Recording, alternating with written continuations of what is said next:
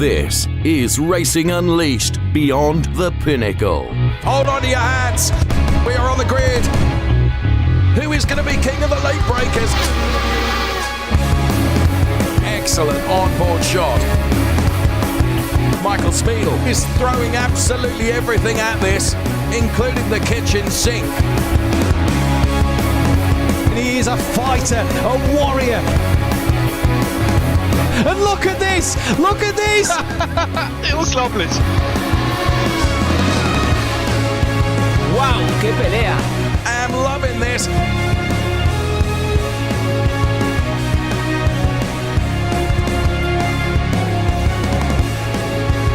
Take your hat off and give him a bow. He's already in the lead and now he can sail off into the sunset. This is Racing Unleashed. All right, speaking of fast drivers, honestly, massive congratulations to this year's Racer League champion, Michael Schmiedl.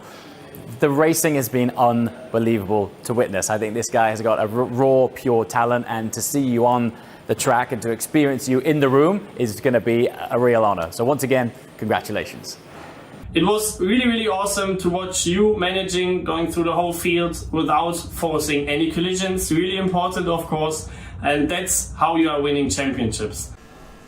And good morning and welcome to Racing Unleashed, where we go beyond the pinnacle here for 2022. I'm your host, Matthew Duffin, and I'm joined today by a very special guest, one of our influencers, Mr. James Walker, JWW, who is with us live here in Camp Toll. And James, very good to have you with us this morning. Good morning. It is awesome to be here. Really special. This will be my first attendance in the Racer League, so we're really looking forward to seeing this. Had a quick dip into the Challenger League yesterday. The standard was high there, but I'm told here it's different level. It is different level. And how was your experience yesterday? We spoke obviously briefly. You look like you enjoyed it. Yeah, what was your thoughts? Well, you know, I came out smiling, but I really realized that I need a lot more seat time. The standard of these guys is incredible, and honestly, to be in the room and witnessing the skill that these guys have, some of the lap times were fantastic. My own experience, definitely suboptimal, as we would say. But it just opened my eyes to just how much seat time these guys are allocating to their craft to get these lap times and the precision driving which we're actually seeing here. So it's been brilliant so far. Indeed. Well, let's take a look back at what happened yesterday, James. And maybe we can let's see what happened yesterday then in the Challenge League. Green and go for the Challenger League here in Catalonia, and it is a great start from the front row from Michael Frey, who's already come across to defend from Fabian Vettel down to turn one, and Vettel squeezes up his inside, backs out of it, doesn't make the move stick, but really forced an error. A few drivers very wide there, and all through turn 1 and 2, absolutely squeaky clean, and Frey stays out in front. Look at Pletcher and Yannick Schmidt, who's that wide? I do believe Yannick Schmidt all over the gravel on the exit of turn 3. He's had a massive off in the background and demotes himself right down the order. What a start for Mr. JWW. Your timing screens do not lie. He's in P11 from 20th on the grid. He's had a fantastic launch in these opening few corners on the back of Fabian Vettel, with Yannick Pletcher late on the brakes and nearly running into the back of him. Here is Mr. JWW. Chandrin Kaifer and Joshua Hader side by side into turn 1. Oh, contact made, and Sinan Demirbaş will take every opportunity he gets given to him. Here is Tiziano Caponio on the back of this train behind Fabian Vettel, and he's trying to stay in that slipstream of the car in front. Will he look to make a move into turn 1? He pulls out now. He looks up the inside at turn 1. Easy as you like. Job done for him. Now Vettel, once again, you're seeing the cars snake-like move down the straight. Vettel makes his 2 manoeuvres. He now sticks to a line. Defends, jinx left. Pletcher though commits to the inside, and that is it. Job done. You You betcha bottom dollar it is. And Yannick Pletcher, great manoeuvre over Fabian Vettel. He's into P2. He can now head after Michael Fry, who's 4.7 seconds up the road. Now look at this train. Vettel defending from David Seed. Ciro Zambra's trying to get involved in this. Seed trying to hang it around the outside of Fabian Vettel here then. Can he get it done? Will he stick the nose up the inside? Yes, he does.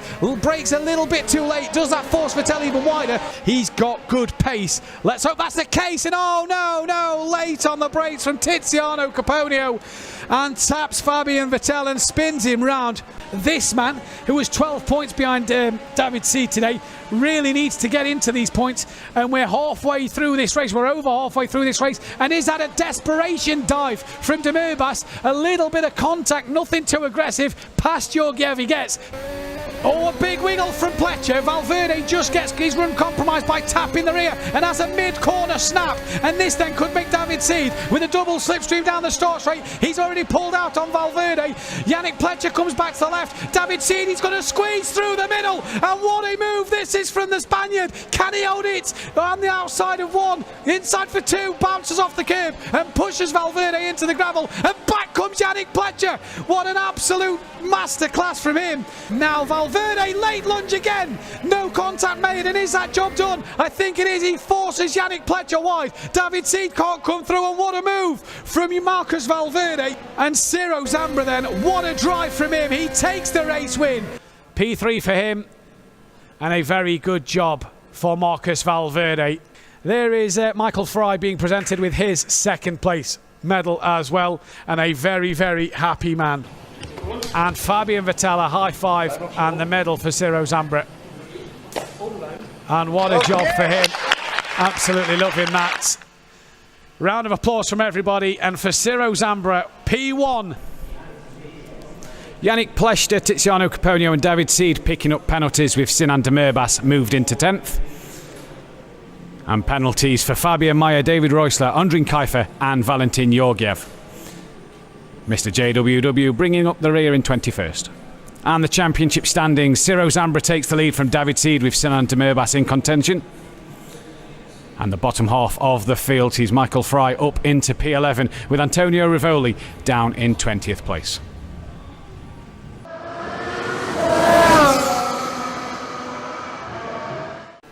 So that was the action of what happened in the Challenger League yesterday, and we're here live now for the Racer League as the drivers are getting in their cockpits ready for the gear up practice session. And here is James right next to our simulators, and James, these are fantastic pieces of machinery.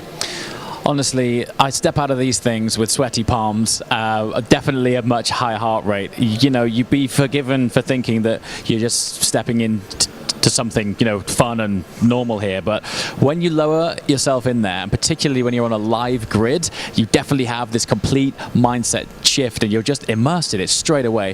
The force feedback on them strong. We've got active retention belts on them to sort of simulate decelerative G-force. We even have actuators to let you know the physics of the car. So yeah, it's a really immersive piece of kit, and the guys who have just got in the cars behind us know how to extract that to the nth degree.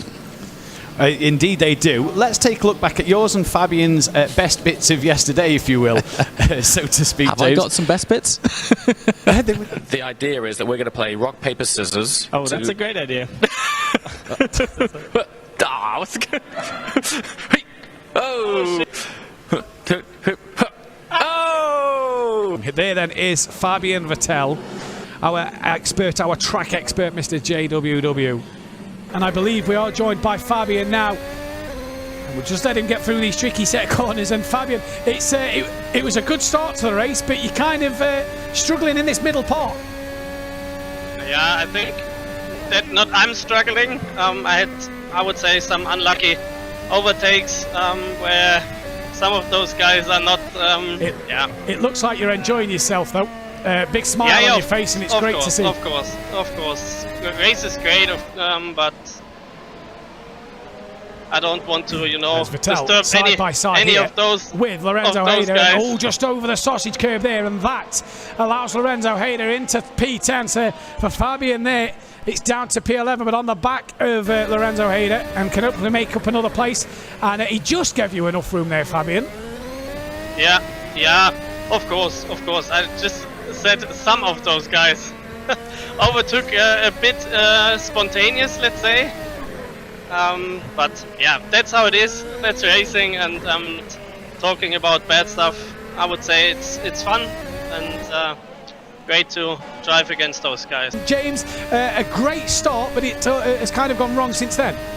Big time, yeah. I'm just treating this as more seat time, if I'm honest with you. It's great to be in the mix, but yeah, really, I need a lot more time in this before I start any serious racing.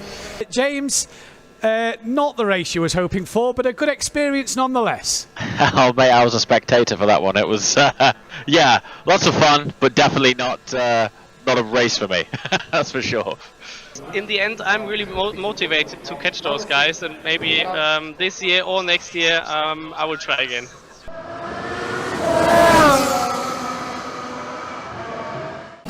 Well, that was what happened yesterday then for James and Fabian Vettel. And James, it was a great start to the race, but then it just didn't seem to all come together.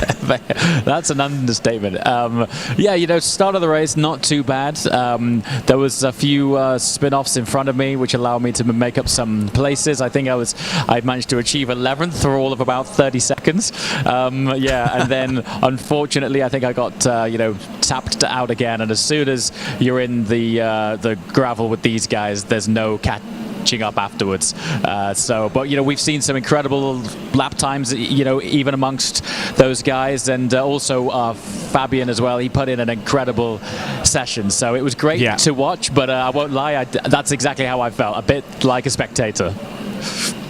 Let's take a look then at the rankings and for the Racer League at this current stage. And as we know, last time out at Spa, we crowned your Racer League champion in Michael Schmiedl, and he has got such a gap over Alejandro Sanchez. But the battle is on for second place, as Sanchez only has an 8-point lead over Angelo Michel. Christoph Holstein is in 4th place with Javier Loro in P5. Wojciech Polezny rounding up P6. 7th place for Enrique Marinon. Loris Mistretta in 8th with Mark Gasner 9th. And Florin Haas rounding out the top 10. To the second page now, Dominic Dedic is P11 and only a few points from breaking into that top 10. Koke Lopez in 12th with David Ladamada and Lorenzo Hayder close together. Ivan Kaufman as well, P15. Jan Tufen in 16th place with Fabio Vettinger, Sebastian Hirsch and Devin Iskro rounding out the top 20. And to the bottom half, Kevin Ebby and Roger Mott on the single point then in P22.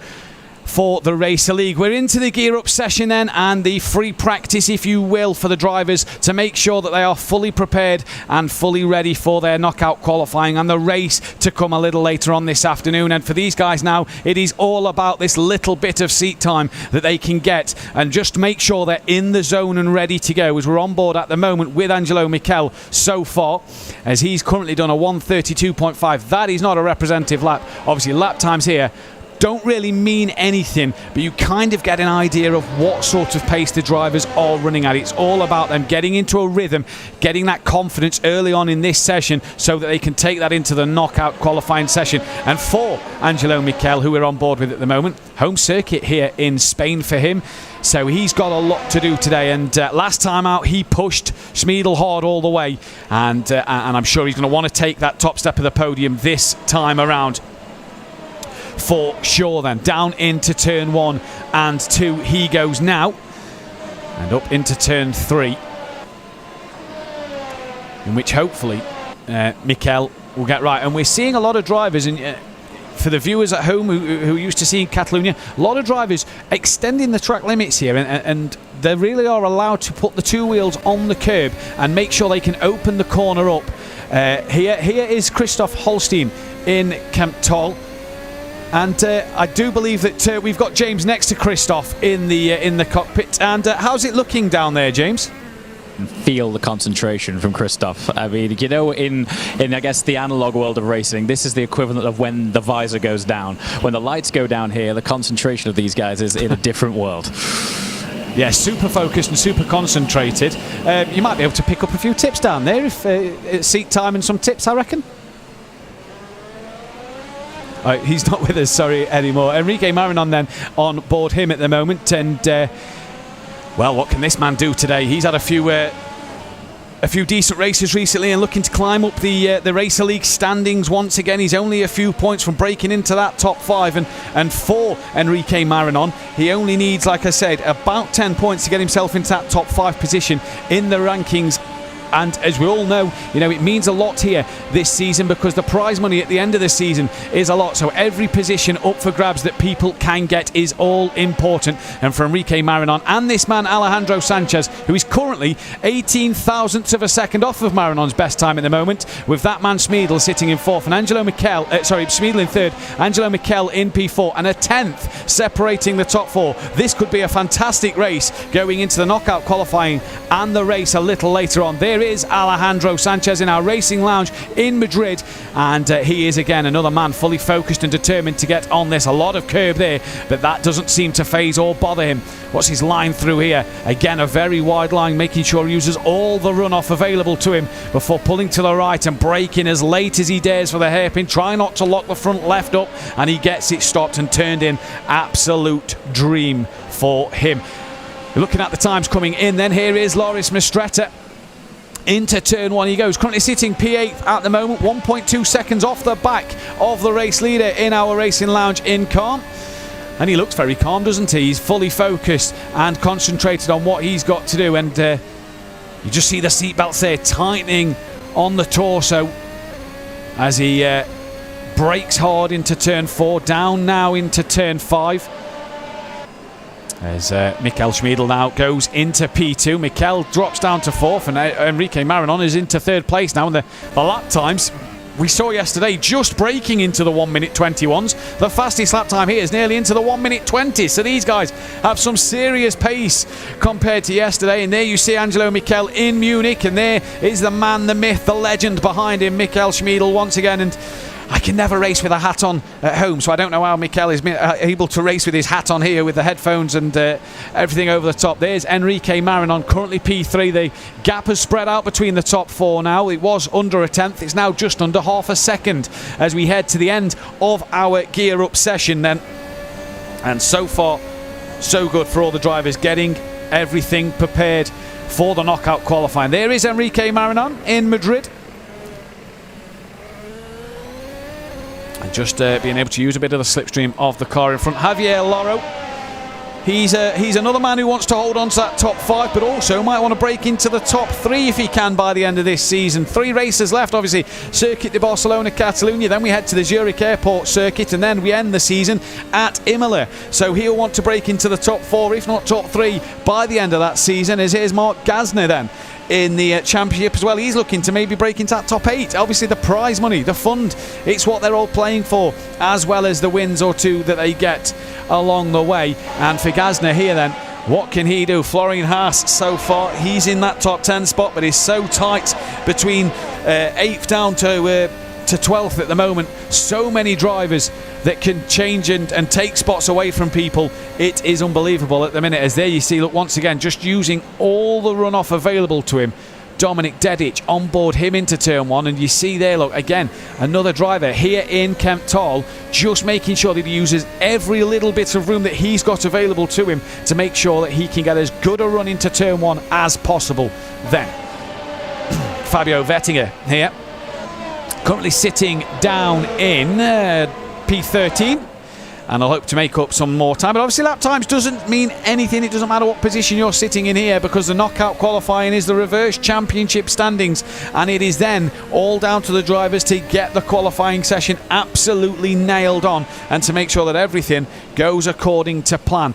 Ivan Kaufman here then, a bit of traffic just in front of him. He sits down in P12, and there he is in Calm.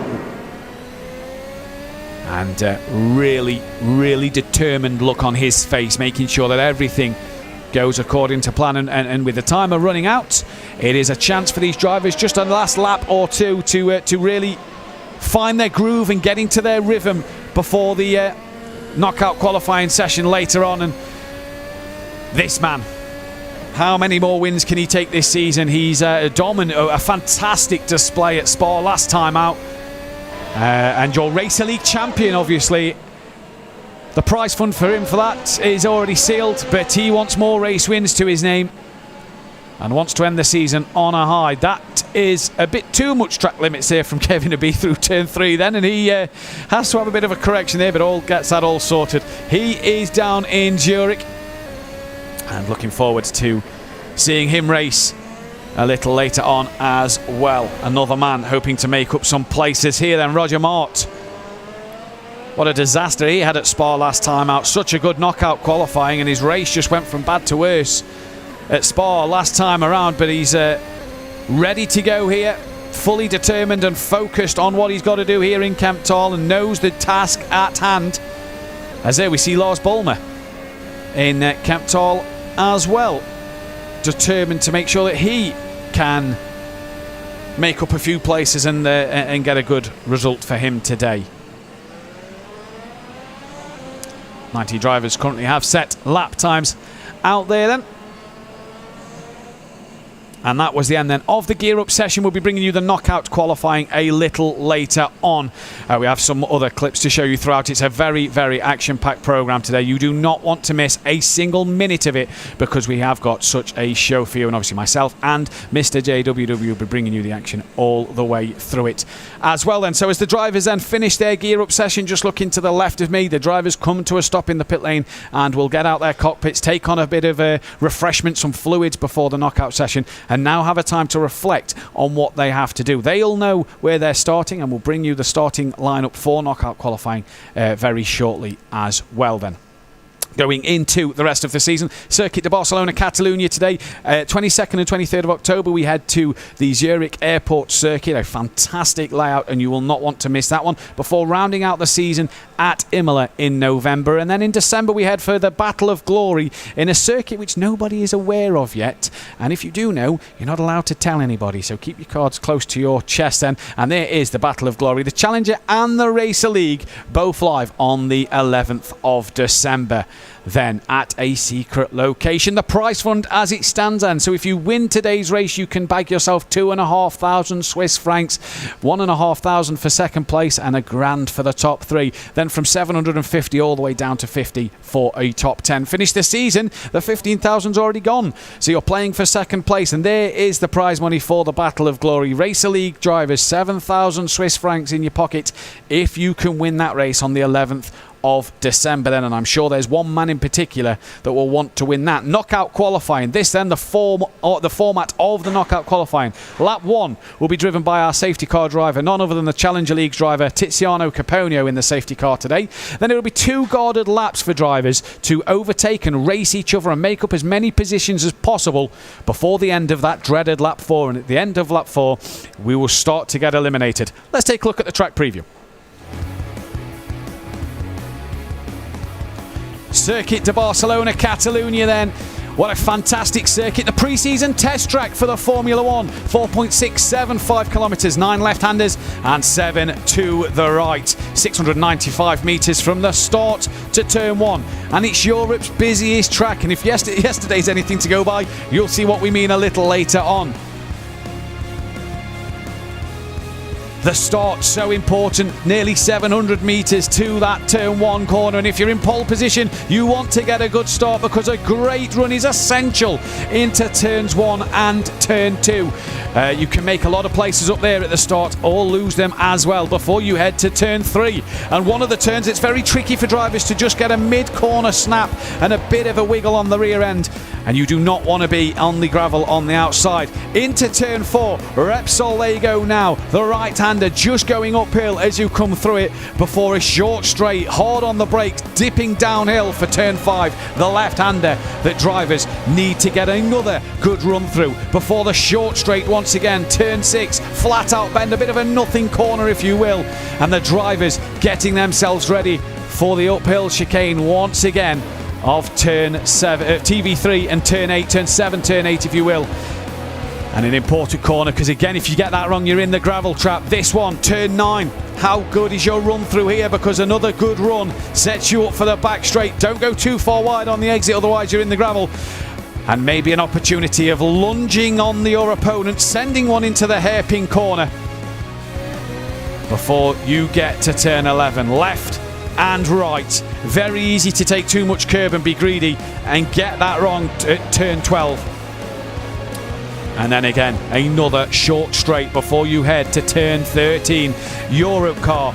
And this is where a lot of things can get interesting. You hit them sausage curbs, you could be in a lot of trouble then. Turn 14 and the rack. Turn 15. Very crucial chicane because you then need to get this corner absolutely nailed, Catalunya. And if you get this right, the launch and the slipstream down the start straight that you get will be absolutely incredible as you cross the line and look to be the winner.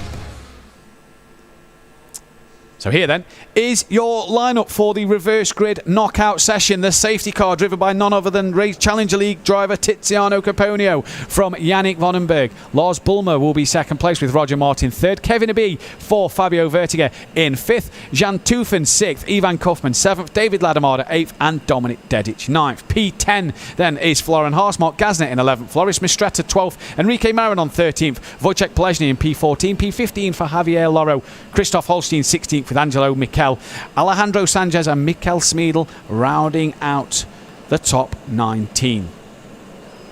As the drivers you see here are already going through their qualifying procedures, getting the tyres up to temperature, getting the brakes in a very good window, as the safety car leads them away for the first lap. So let's not forget, lap 1 is all about the start, the formation lap, if you will. The safety car then at the end of this lap will pull off into the pit lane.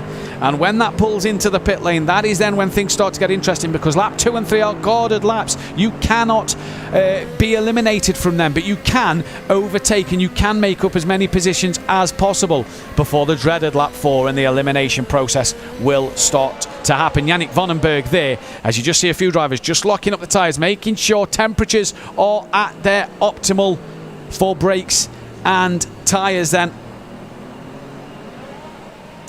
And what a job Tiziano Caponio is doing of driving that Mercedes AMG SLS GT3 car here at Catalunya, the safety car for today. And Vandenberg just backing the pack up a little bit to allow the safety car to get away before Vandenberg will go. And there goes the safety car then, pulled into the pits. Great job Tiziano on that one. And now here comes Vandenberg, and the whole pack now can put their foot down and can get away here, and it is all go for everybody in this knockout qualifying session. And a big task ahead for these drivers now to make up as many places as they can on these 2 laps. It's so crucial for drivers at the back of the pack like Mikel Schmiedl. Here's Dominic Dedic side by side into turn 1 with David Ladamada and holds on to P8. Not a great run there though for Kaufman, and here comes Dedic on the back of him as they head to turn 4. David Ladamada's looking to maybe make up a place as well. No can do there early on. 2 laps these drivers have to make sure that everything stays as it is and everybody manages to keep hold of their positions or gain a lot. Mikel Schmiedl, if you watch him last time at Spa, he just gained places and took his time, as in the background there that looked like Florian Haas going up the having a look up the inside of Ladamada. Didn't get the job done. Here is Schmiedl then, and you just see he's already let the guys in front have a bit of a gap and a bit of breathing space for himself just to find his rhythm. He's got no pressure at the minute to get through the pack. And look at the congestion. When we say it's Europe's busiest track, this is what we mean by it's Europe's busiest track. Oh, there's contact from a couple of drivers there, and that gives Schmiedl, that was Angelo Mikel and Holstein then, who just came together at the hairpin. And this is what I say, Schmiedl, he's got 2 laps, he's waited, patient, 2 places, thank you very much. And P17 already at the moment for the current Racer League champion. A very congested final sector for Schmiedl to navigate and to get through then here. As they head down the start straight, look at the 2 cars in front. Look at Angelo Mikel behind Mikel Schmiedl, who's going to pull out with that slipstream. Look at Sanchez and Loro in front as well. They're going side by side, and Mikel and Schmiedl, they were side by side for a lot of spot. Bit of contact made there, and Mikel manages to just hold on to it. And Schmiedl now, big wiggle car in front. That's Javier Loro, has a mistake, and now they're 3 wide, and Loro has to back out of that as Mikel now gets back ahead of Mikel Schmiedl. And Loro is going to come back through as well. And Schmiedl just happy to let these drivers push themselves very hard at the moment, as Florian Haas now moves into the top 10 ahead of Kaufman. And Loro gets back ahead of Schmiedl. And everybody seems to be in a hurry, bar that man who seems to just be very patient at the minute. As we've lost the race leader on our screen. There is a name missing and everybody's going past them. Can't remember who that one is, but we have lost a name off our timing screen. Here is Javier Loro, and he's at the minute doing some decent work to get back past Schmiedel, and they're obviously up now into 15th place. I believe it's David Ladomada that has had a problem. I can't see his name on the timing screen, so I believe it's David Ladomada then that has had a problem, and I don't know if that is simulator related or what, but he is out of this qualifying session then for the time being, and will more than likely start at the back of the grid, obviously depending on if drivers get penalties. Schmiedel then, now back ahead of Javier Loro here and going side by side with him through 1 and 2 yet again, and on board with Michael Schmiedel now, and again just patiently taking his time. We're on the dreaded lap 4, so the bottom 2, maybe the bottom 1 driver for this first lap will be knocked out and eliminated from qualifying. Schmiedel up to 14th place. With Loro 15th, Holstein down in 16th place, and Marin on 17th, Mistretta 18th. Moves being made, Kevin Abbey, Bulmer, Tufen, Dedic, Gazner, Florian Haas. What's happened to Roger Mart then? He's dropped to the back of the pack as well. And has there been a mistake from him somewhere, because he's down in 18th place now, and that could be all she wrote for him. 4.3 seconds off the bat. Looking back from Yannick Vandenberg. There's not a car in sight. Oh, there's one. Look, just popping up in the background. 3-second gap to Kevin Abbey he's got at the moment, and for Vandenberg, he's doing the job that he needs to do so far in this session. As Wojciech Polezny now has dropped behind a few drivers, and Fabio Vertinger has also dropped down the order a little bit. Here is Alejandro Sanchez. He's up into 8th place according to the graphic on our screen, and he's so far doing a fantastic job of being able to work his way to the front once again. Mark Gazner setting the fastest lap of the race, and Fabio Vertinger losing out to Enrique Marinon a bit down the order. Schmiedel now up into P10 ahead of Kaufman, so he's managed to make his way past another driver, and he's once again on the move and on the hunt to get to the front of the pack here then. So Roger Mart and Polezny still in this session. I do believe they've been given one extra lap, because obviously we would have lost P19 at the end of lap 4. So P18 is where we start to lose drivers, and you've got to feel that Roger Mart 3.2 seconds behind Polezny is not really going to happen unless there's a contact made by the cars in front. Polezny though can get past Mistretta for that P17. This is on board Wojciech Polezny. You see Mistretta just in front, and a lot of cars coming down towards the hairpin, but you feel that an overtaking place for Wojciech Polezny is just running out of time for him. Although that, a little mistake from Mistretta, kind of opens the door for Polezny there. He has a look, but isn't close enough. Now then, Mistretta needs to get this chicane absolutely spot on. He nails it. Good run out the corner. And I've got a feeling that he's going to be all she wrote for Wojciech Polezny then, and that will see him out of this qualifying session and eliminated P17 as he gets past Mistretta now with the slipstream. And pulls back in front of Mistretta. I do believe we'll be losing Roger Mart and Polezny. Yep, there, Polezny out of the session, and Mart as well. A discontent look. Who's that who's had a mistake? So we're on board with Wojciech Polezny. He's eliminated, and Christoph Holstein then at turn 3 has made a mistake, giving Fabio Vertinger P14, and crucially giving him a chance to have the extra lap of getting out of the elimination zone then. So for Holstein, he looks like that is his qualifying session done, and that'll be him eliminated from qualifying. 6.7 seconds in a lap is a lot of time to make up, so that will be 16th place for him. Obviously all these results when people getting knocked out are provisional results, while race control do go over everything and make sure the decision is the correct one. Then on board with Michael Schmiedel on the back of Angelo Mikel, both drivers in Munich. And look at the traffic up in front. Here is Christoph Holstein. So what happened to him then? Live here in Kemptal. And through the final section he comes. That is going to be him out of qualifying then, and for Mistretta as well. P15 for Mistretta. Fabio Vertinger then gets to go once again and gets another lap and another chance to gain some time over the drivers around him and get that chance to really put the pressure on to the cars in front and maybe make up another place or two for Fabio Vertinger. Enrique Marinon, P13, he's only 4 tenths off the back of Kaufman, so he's really got a good opportunity here to make up some ground. Vonenberg out front still, 3.3 seconds clear of Kevin Abbe out there. And here is Enrique Marinon. Knows he needs to make up that place live in Madrid and has got time to get this one done.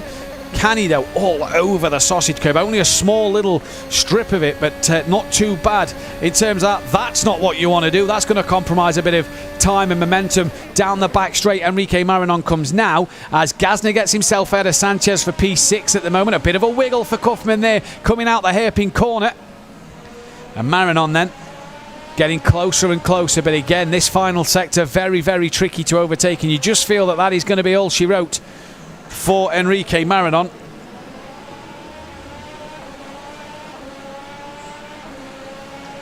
As they come down the back at the start straight now, and Enrique Marinon and Fabio Vertiger, P13 and P14 provisionally is all they can do, and he stays to the outside then of Kaufman. Kaufman 1.6 seconds to this man Javier Loro, but there's been a mistake there, and I think that was Haas who's made the mistake there then, and Loro now on the back of him to get out the elimination zone for the time being. He's going to try right around the outside. Can he keep it there and just keep a nose up enough? Gets forced a little wide, and that's compromised. He's running to turn 5, but for Haas he locks up, as did Loro though, so again not being able to get up the inside, and just a few mistakes here from these two drivers on the verge of being eliminated from qualifying here then, as there's a lot of traffic in front. If Loro can get past, can he make up another place or two live in Madrid?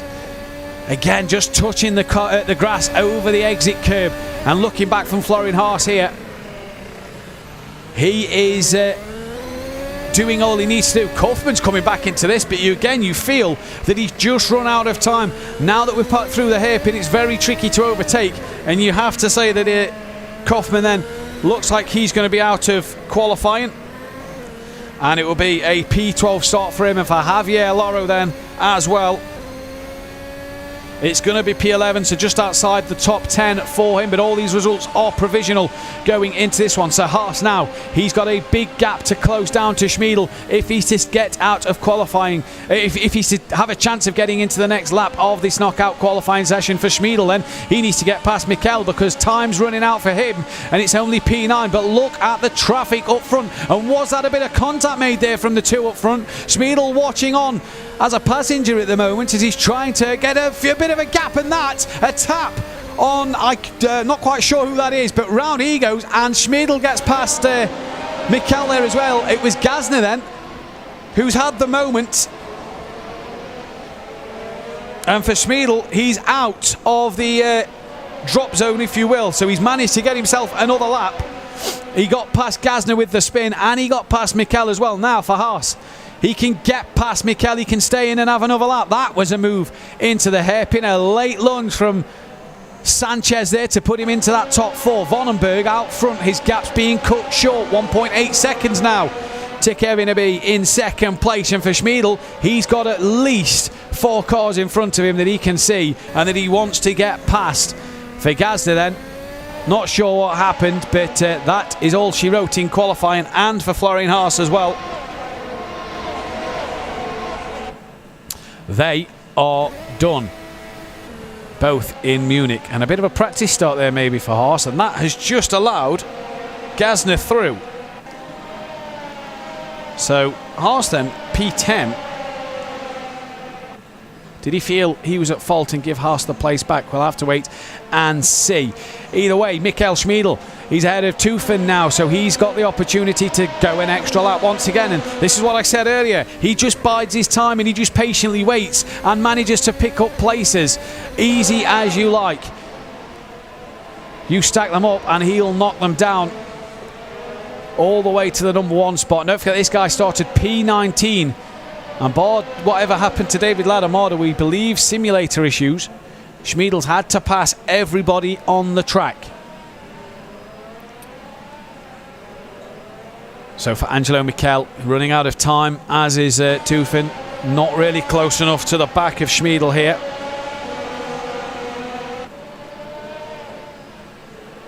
And they come down towards the chicane. And looking back from Lars Bollmer then, that is Schmiedl on the back of him. And that's a sight that you don't want to see, as Toofen then and Mikkel, P7 and 8, them two both eliminated from knockout qualifying, and that will be them done for this one. And there, Mikkel in Munich, not a bad, P8's not bad. He can make ground up from there, and he can really start to push hard from there in the next session. As Lars Bollmer now has been overtaken by Schmiedl, so Schmiedel's got the job done, but only has one lap to gain 1.7 seconds and get himself ahead of Dominic Dedic now, as Alejandro Sanchez is into the top 3 and he's on the charge to get a top 2, maybe a front row start for Alejandro Sanchez. Wouldn't that be nice for him? As Schmiedl 1.5 seconds, but is running out of room at the moment. P5 though, great start for him it will be if it stays that way.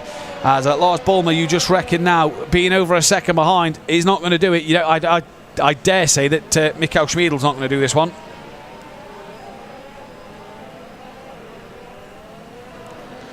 As through to the final sector they come now. And Schmiedl still needs a second to get to Dedic. This is Alejandro Sanchez though, on the back of Kevin Abbe. This for P2.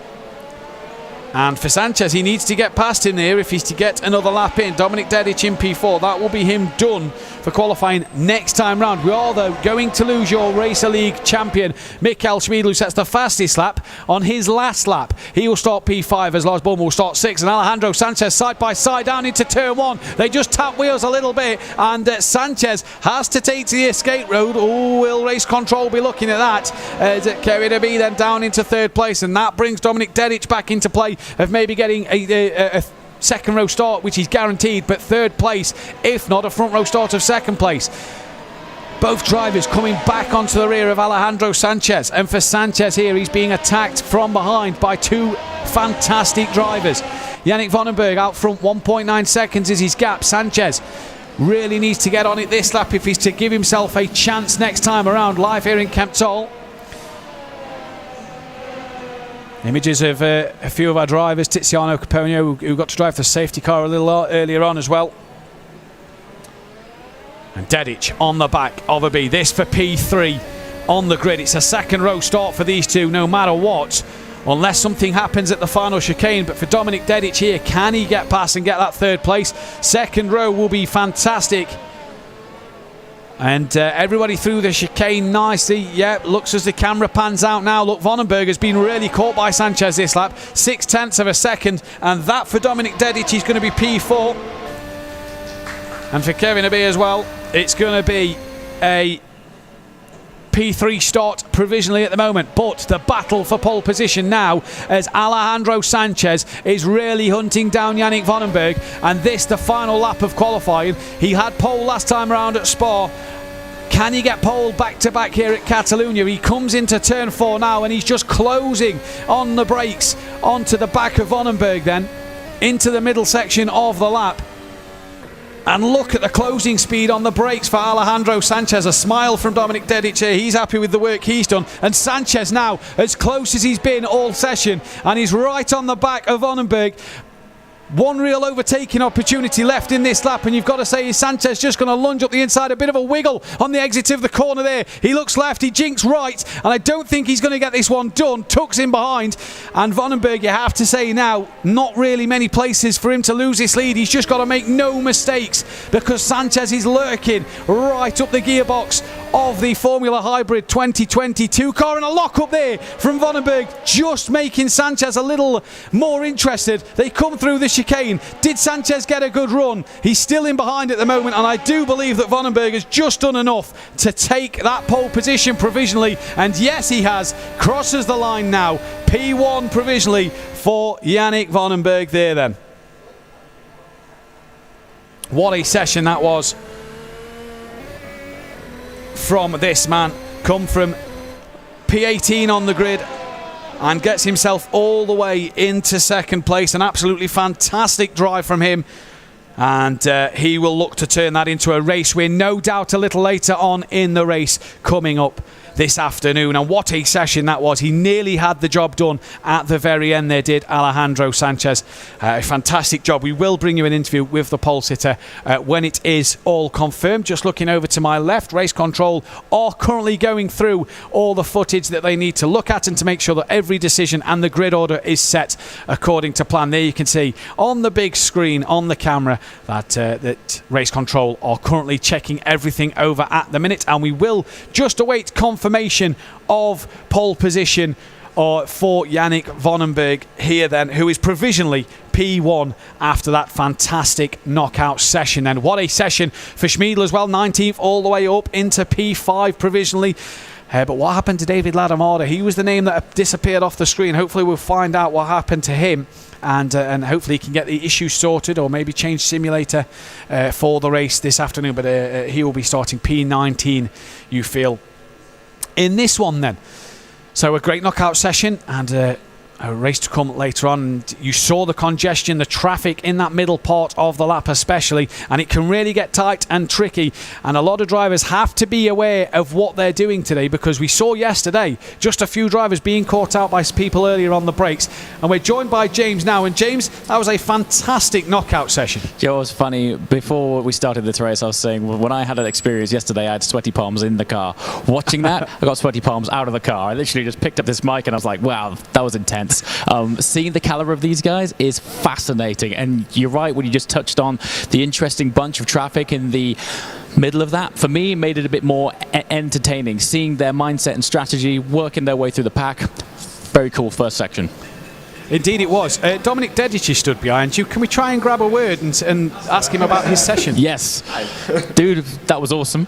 Can you tell us a little bit about that session? Trials, tribulations, what was good, what was bad? Yeah, it was good. I mean, I think it's the first time I gained position or that many positions in a knockout qualifying, so that's nice. And I wasn't expecting it, you know, I didn't practice a lot. I thought, you know, I'd be going backwards, but I avoided some collisions and made my way through, so yeah. Nice. Top work, man. It was great to watch, and we can't wait to see you in the next stage. Thank you. Thanks. And thank you for that, James. We're going to take a quick look at a video now about our Racer League champion, Michael Schmiedl. Michael Schmiedl here. He's going to win at Spa, and he's going to win the Racer League Championship here at Racing Unleashed. And this man on your screen now is the Racer League champion, and what a moment that must be. So if it's like confirmed, I can now celebrate, I guess. Yeah, that is confirmed. You are the champion. And a high five, a hug, and the trophy.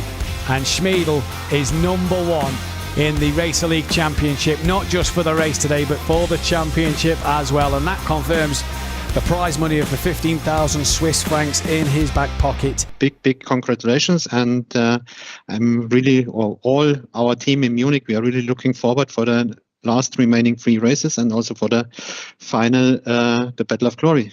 Well, obviously it has been a brilliant season from my side in terms of performance, and I think the main thing for me this year was to show up with a better racecraft. That was a little bit missing last year. So obviously it feels great, but yeah, still 3 races remaining and Battle for Glory race. So I want to be on the top on those as well. And yeah, we see how it goes. Great start from your championship leader, who's trying to get through the pack and into the lead as quick as possible. Look at this man. He is an utter powerhouse. He's already in the lead, and now he can sail off into the sunset. There have been some changes in my life. And yeah, now I feel more relaxed, more happy in general. So that's why the performance is better as well. So yeah, I changed my approach to it. I try to be like more professional. It's not like last year when I was like missing the practice sometimes, you know, not driving enough. Schmiedl though does try, and this time he's got alongside him, and Schmiedl has to lock up under braking, and Schmiedl has done it. Or has he? Because Dedic is coming back here. Dedic is going to have the inside for the next. There's a little touch between the two of them. Well, an absolutely clinical drive from this man. The only thing that I can actually improve or change is the happening on the track. So that was the goal, because I was thinking so much last year about like certain things, certain like steward decisions, etc., that I wasn't paying attention on my own stuff. So that is probably, that's why I won the championship. He's just picking places up one by one as everybody seems to be falling by the wayside. For Wertinger, Schmiedl is coming like a man possessed. I think he's mentally very strong, especially as we have this reverse grid for the knockout. So he was the championship leader quite from the beginning of the season. Had to start always from the back of the grid in the knockout. Made his way through. Alejandro Sanchez manages to come away for P3, but look who's behind him. It's his title rival, Michael Schmiedl. He's now attacking him once again, and this is an all too familiar sight for Sanchez. Schmiedl right around the outside. Will he break later than Sanchez into the chicane? Loro can only watch on from the back, and Schmiedl on the brakes a bit earlier, and Sanchez turns in and taps the side of Schmiedl. Here comes Schmiedl having another look, and I tell you what, Sanchez, he is a brave man at the moment, and he is a fighter, a warrior in this championship battle with this man behind him. Up El Rouge come. Look at the launch Schmiedl got. Will he do what David C does yesterday? He tucks underneath now, and you feel that this run is going to be all important. Vandenberg could be an absolute blinder, and look at this, side by side they split Vandenberg into Lecombe, and Sanchez somehow keeps hold of it. Schmiedl tries around the outside, now on the inside, can't get it done, and has to tuck back in behind. Schumacher, Hakkinen-esque there from these two, and what scenes we have here at Spa. Roger Mort down in 19th still, he's 2.6 off the back of Haas. Here though comes Schmiedl, Angelo Michel on the right hand side, your screen making moves, and Schmiedl now, he's already reached top speed. Here comes Sanchez backing him round the outside of Lecombe, and Schmiedl now gets the move done. Congratulations, Michael Schmiedl, on winning the championship. You deserved it, and I hope next year we can have more of a fight. Well, straight after the race, I went to buy a few beers. So we had a few of those in a racing lounge in Munich. So that was great. And then obviously Wojciech had to drive the car, so he didn't have beer. Bye bye.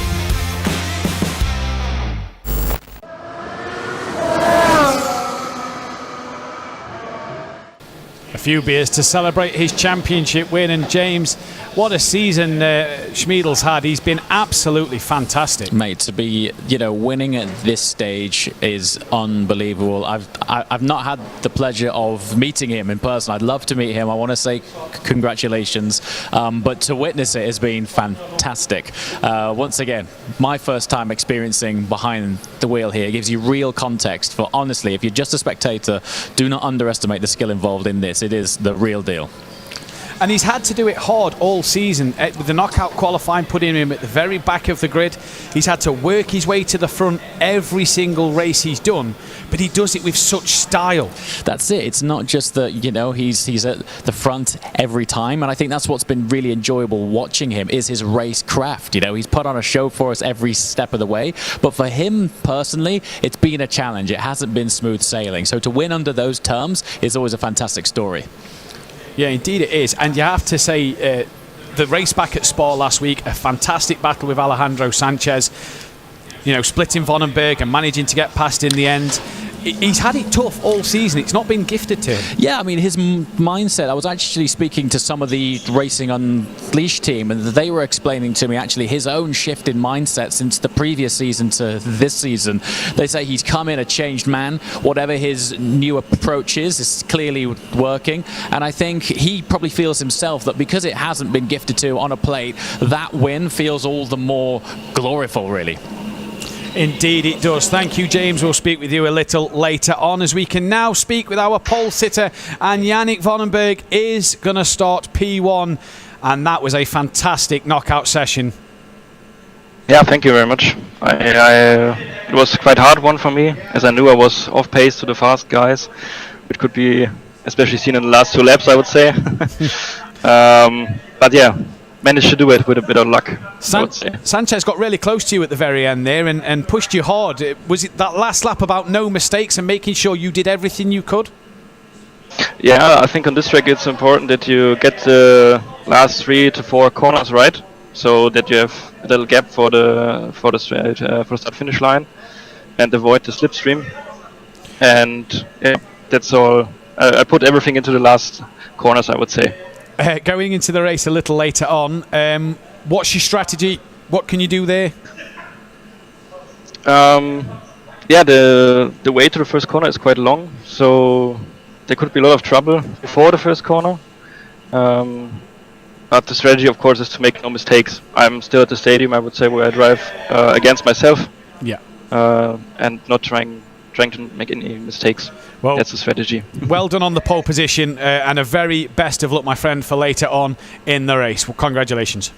Thank you very much. And there you see the drivers in Munich all sat around as Yannick Vandenberg can take the wheel off and climb out the simulator for a bit of a refreshment and a breather before he goes into the race. The prize money then for this one, 2,500 Swiss francs. Can Yannick Vandenberg take that for winning the race today? We'll find out. Alejandro Sanchez will be pushing hard, and the Battle for Glory coming 11th of December. That's the prize fund for Challenger and Racer League there as well.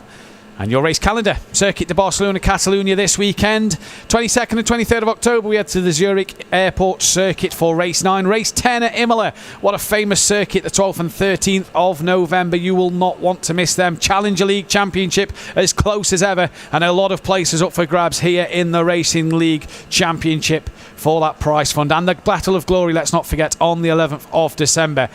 As you see just on screen now, you can see our social media. And then we're going to go to a short break now with a few fit and fast exercises and a recap of Silverstone.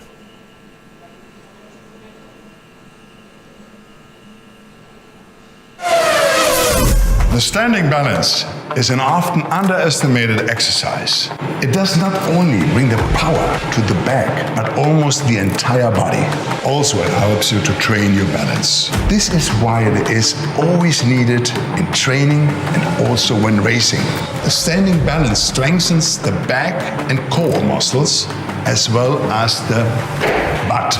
And the classic standing balance is that you stand on one leg and lower your upper body forward, while the other leg is stretched and lifted backwards. You really have to concentrate on this one. The upper body and the lifted leg should form a line. Keep the hips in one direction. Please note that the hip of the lifted leg is not turned out. You can also bring the arms next to the head to make the exercise more difficult. You feel the whole body. It's not like only the legs, the stomach, the back. The whole body is right now really tied up. Work both sides 5 times each. And if you keep moving, you always don't have to stretch it from the beginning, and you can a little bit bring it in. Okay. Racing Unleashed. Get fit with a Gladiator. This is Racing Unleashed Beyond the Pinnacle. Hold on to your hats. We are on the grid. Who is going to be king of the late breakers? Excellent on-board shot.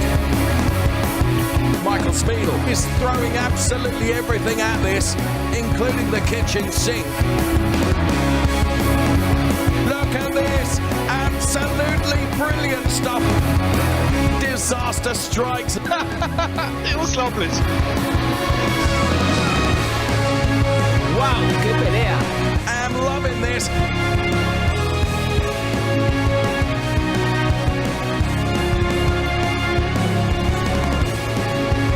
Take your hat off and give him a bow. He's already in the lead, and now he can sail off into the sunset. This is Racing Unleashed. And this is the grid for our race from Silverstone. Going from P16, Ivan Kaufman and David Ladamada. They go from P16 and P15 respectively in our lounges in Calm and Kemptal.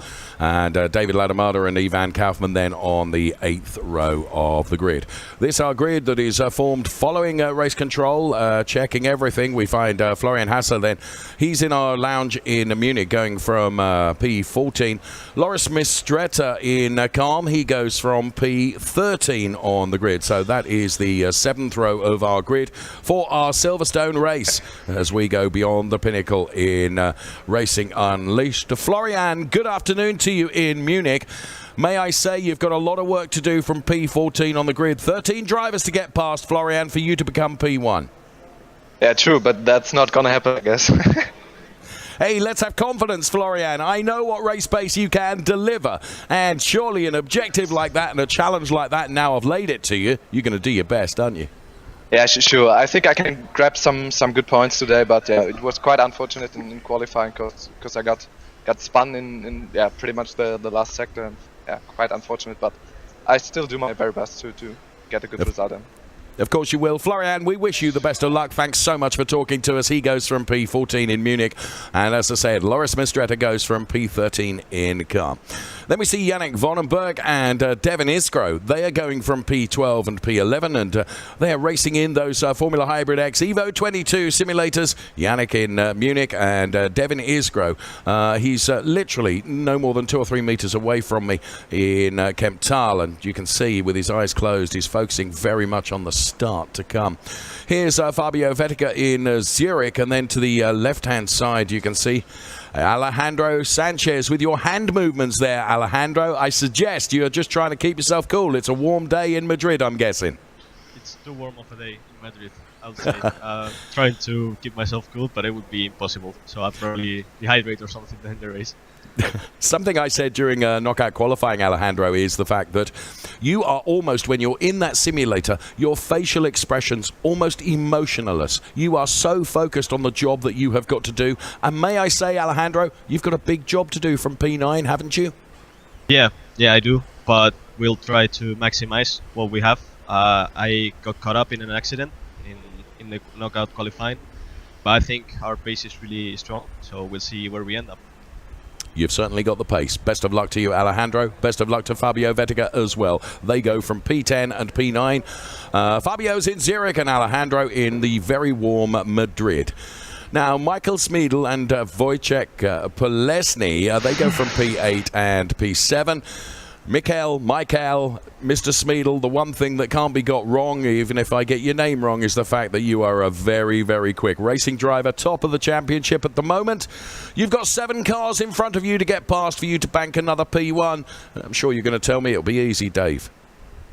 Let's see what's going to happen. I mean, there's going to be incidents, that's for sure, so I just need to stay calm and collected and just go for it as always.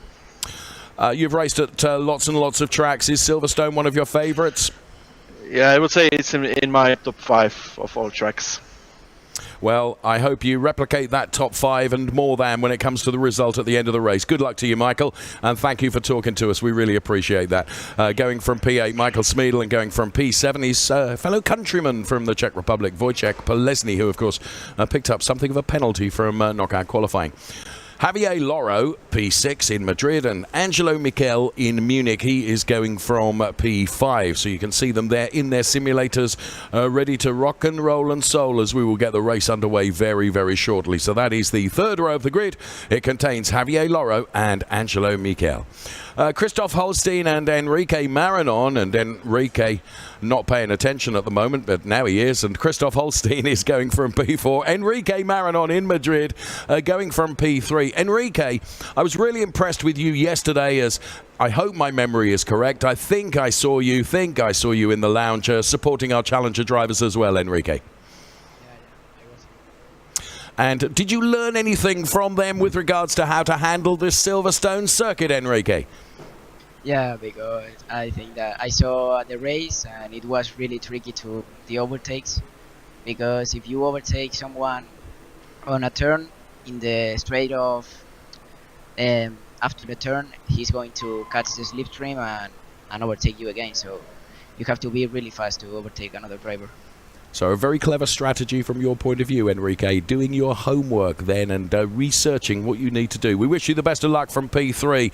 Enrique Maranon in Madrid going from P3. Good luck to you. Christoph Holstein going from P4. Sebastian Hirsch. He goes from P2. Sebastian, we've been running a fantastic film called We Are Family. And, of course, we spoke to you and we spoke to your father as well. What a change, may I say, Sebastian, in your lifestyle since you discovered Racing Unleashed. Is that fair for me to say? Yeah, absolutely. I had a huge change in my life since the last 1.5, 2 years. So it's been an amazing time, and I just hope it's going to be the next year's the same as that. So I hope I can finish it off good today. Well, Sebastian, you've done a really good job during knockout qualifying. You're going from P2. I mean, that is a brilliant performance. Can you convert that into a very creditable finish? Yeah, of course, I hope so. So the main goal why we all are here is to win the race. But last time I was also on P2 and didn't finish it off so good. So hopefully this time it's going to be better. We wish you the best of luck, Sebastian, and thank you to you and your father for being so kind to us when we filmed our We Are Family feature. Good luck in the race. And, of course, going from pole position, Jesus Cecilia, who is in Madrid, and as you can see, he is ready to go racing. That is our grid in full then. All the drivers that will be taking part in this race to come. And let's go with some fast facts now on Silverstone.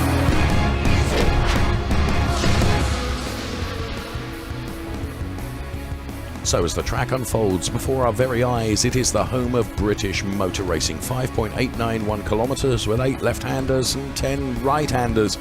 And a 274-metre sprint from the start to turn 1. The Maggots, Beckett's and Chapel sequence is undoubtedly one of the most enjoyable sequence of corners in international motorsport, let alone European. And as we take a look at the final lap from last year, Michael Smeedel then P5, Alejandro Sanchez then banking the win. So he already has some pedigree here at Silverstone, and he has a somewhat lowly position today as we saw him through the loop there. Will he be able to be victorious? Let's take a highlights look at some of the fantastic sequences like the Maggots sequence there and Beckett's and Chapel as well. It's such a flowing set of corners.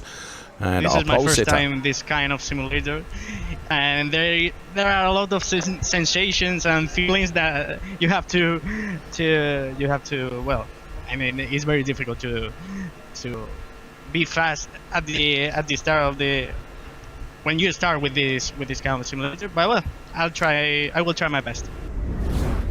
He has made a brilliant debut, hasn't he? So Silverstone then, known as the home of British motorsport, so historic, of course, with the British Racing Drivers Club as well and their fantastic complex. And, of course, new to Silverstone is the museum.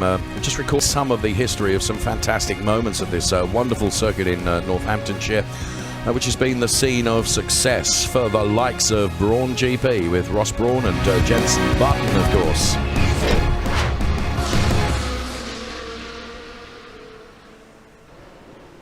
So those were our fast facts. This is our grid. And we await lights to be shown at the top of the screen before the racers will be off then here at Silverstone. Looking for a fantastic race. There is the lighting gantry, virtual lighting gantry at the top of the screen. And we have 6 red lights. And when the lights are extinguished, we will be away and racing. Oh, and someone jumps to start straight away. That was from P2, I'm sure. And that means that will be picked up immediately by race control, just trying to anticipate the lights. And if memory serves me, we had a jump start with Roger Marte at Brands Hatch. So 2 times here in the UK. And unfortunately, a jump start for Sebastian Hirsch. Christoph Holstein's up to P2 and Jesus Cecilia down to P3. Enrique Maranon, then is Wojciech Polesny, Angelo Michel and Michael Smeedel as everyone sticks their elbows out and gets going in the first part of this race. Then we're with Fabio Vettigan now on the P11 position with Devin Iskro going around and taking up P10. Here is Wojciech Polesny then, who got penalised in the knockout qualifying. He'll be wanting to right the wrongs of that penalisation and try and score the very, very best result that he can. And he is on a mission here as he goes past Enrique Marinon and moves up to P4. He's got the bit well between his teeth here. Mikael Smedel making moves as well. He's up to P6 as the cars begin just a little bit to stretch their legs now. Alejandro Sanchez and Javier Loro having a ding-dong battle over P8. And Mikael Smedel then leading something of a train of cars there. As you can see, we go almost 3 cars abreast here as we take this corner with Mikael Smedel able to show a clean pair of heels to all those cars behind him. But it's a real battle for Alejandro Sanchez trying to move up to P7 from P8. Almost a wheel barge, but not quite.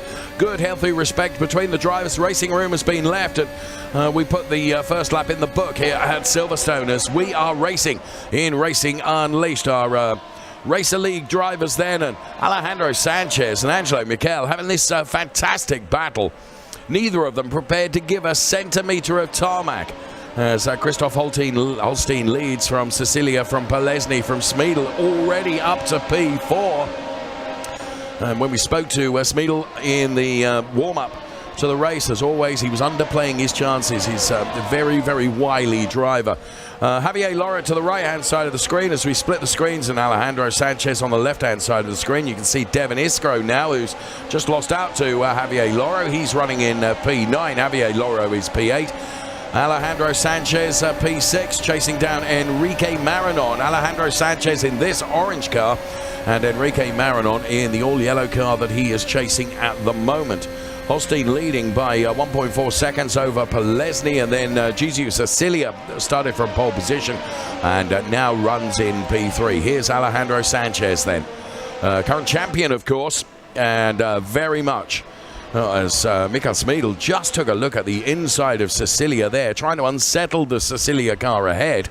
So Smedel then trying to get himself into a potential podium-paying place very early on in this race. He's made a number of overtakes and is now rounding this turn and putting another lap in the book and going for another quest on this lap to move from P4 to P3. He sets the fastest lap in so doing, a 1:31.517 as he goes around the outside now. That move did not work, but what he's trying to do is unsettle Cecilia, who makes his debut in Racing Unleashed this weekend. And so, dare I say it, Smedel is something of an old hand in Racing Unleashed. And here we can see as he dives, gets the draft off the Cecilia car. And but it is around the outside again, but that would give him the inside for the next turn if he was able to stay with him. There's a little touch, and Smedel does go through to pick up P3.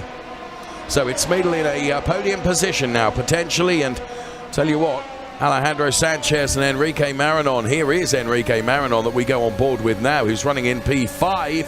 And there you could see Jesus Cecilia running wide, and that playing into the hands of Enrique Marinon, who picks up P4 now. So he did his research yesterday. He watched the entire Challenger League race from being inside the lounge at Madrid. He wanted to learn everything he could about where's good to try and overtake here, and actually that appears to have worked as Alejandro Sanchez tries to pick off another driver now. And Alejandro Sanchez moving by Jesus Cecilia to put Alejandro Sanchez firmly into that P5 place. He's being chased now by Jesus, and next in the target sights of Alejandro Sanchez is going to be the car of Enrique Marinon as Christoph Holstein sets the fastest lap. He's got clear track ahead of him. It's a 1:31.326. 1:31.326 for and here is Jesus Cecilia that we're on board with now, who's got Angelo Michel for company, and then Javier Loro in the two green cars that are following, and then you can just see Devin Iskro into the shot as well. So Angelo Michel then inside the Formula Hybrid X Evo 2022 car, running in that P7 position, and there he is, trademark baseball cap is on, and lots and lots of facial expressions as he tries to do his level best around this Silverstone circuit on the old National Pit straight now, heading up towards Copse, which is turn number 9 through Copse, which is taken full chat flat. And here is our race leader, Christoph Holstein from Wojciech Polesny P2, and now Mikael Smedel is P3, of course, as we saw his quest moving up the order. So Christoph Holstein then on the hanger straight now, heading up towards the turn which is Stowe, turn number 15. You can't take this full chat flat. You'd end up in the turnip field next door. And he does lift just a little bit. And Holstein makes his way through the turn, no problem at all. Enrique Maranon then, with Mikael Smeedel ahead of him. He knows, keeping a gap between himself and Alejandro Sanchez currently. This is Javier Loro running in P8. Angelo Miquel is the target driver ahead of him, and behind him is Devin Iskro trying to get on terms with Javier Loro. Devin Iskro running in P9 at the moment. Loris Mistretta has lost out to Florian Hasso, who we spoke to on the grid just before the start of the race. We're on lap 5 of 20, and here is Mr. Smeedel then, full of concentration and focus along the national pit straight now. This, of course, is where races used to be started in ye good old days at Silverstone. And then around this Copse turn and heading up to that sequence that every driver loves. And Maggots, Beckett and Chappell, and of course Michael admitting in our quick chat with him on the grid that Silverstone is definitely in the top 5 of his circuits around the world. We didn't actually find out what is the favourite circuit, and he may not even choose to tell us that, but certainly Silverstone, in his opinion, is well within his top 5. Now, Wojciech Polesny is ahead of him, and one of the drivers that may have been advantaged a little bit by Wojciech Polesny and the penalty that he picked up for his conduct during the knockout qualifying might have been the very driver that is right behind him now, Mikael Smeedel. Just saying, and I wonder, as Mikael now sets the fastest lap, a 1:31 dead, whether he won't find too much resistance when he tries to overtake Wojciech Polesny. Not sure. Wojciech is in a very, very good P2 position, and of course big money up for grabs in terms of the drivers and what they can bank. So I'm sure Wojciech would be very, very happy to bank P2, and maybe he won't give away that P2 place to Mikael quite so easily. For my money, Enrique Maranon is beginning to reel Smeedel in here. So Maranon running in P4, Alejandro Sanchez is P5, and I did say that Alejandro Sanchez has not made quite the progress in getting close to Enrique Maranon as I thought that maybe he would. So that proves, A, Maranon is driving a very, very good race in P4, and that might explain why he is getting closer to Smeedel. It's down to 6/10 the gap between Smeedel and Maranon. Meantime, Christoph Holstein is 2.3 seconds up the road on Wojciech Polesny, who's running in P2. This is Ivan Kaufman with Yannick Vonenberg ahead, and Yannick doing a bit of weave in there to try and break the toe afforded to Ivan Kaufman. Kaufman now to the outside, but Yannick Vonenberg with the inside line, but of course that does become the outside for the next turn, so they remain side by side until Ivan Kaufman is able to put himself ahead of Yannick Vonenberg. So Ivan Kaufman now up to P14. So Holstein, Polesny, Smeedel, the top 3 at the moment, but lots of battles going on throughout the pack as we are on lap 7 of 20 of this Silverstone circuit here in Northamptonshire. And Mikael Smeedel still trying to reel in Wojciech Polesny, and he is getting a little bit closer now. So here is Smeedel, and ahead of him is the all-red car of Wojciech Polesny, who slows, and Smeedel goes through. I would suggest that that might be a nice drink waiting for Wojciech Polesny in due course, because Smeedel didn't have to work too hard to get past Wojciech Polesny there. So Polesny now, whose role will be to hold up Enrique Maranon and Alejandro Sanchez, I would suggest, and prevent them getting close to Mikael Smeedel. Right, the fight is on now, as Glenn Fry might say, because we have a gap between Christoph Holstein and Michael Smeedel of 2.8 seconds. We are on lap 7 of 20, so there is lots of time left to Michael to try and get on terms with Christoph Holstein. So there is Smeedel then, and we will keep an eye on the gap, and Smeedel was quicker on the last lap than Holstein. Let's take a look at a replay of the start then,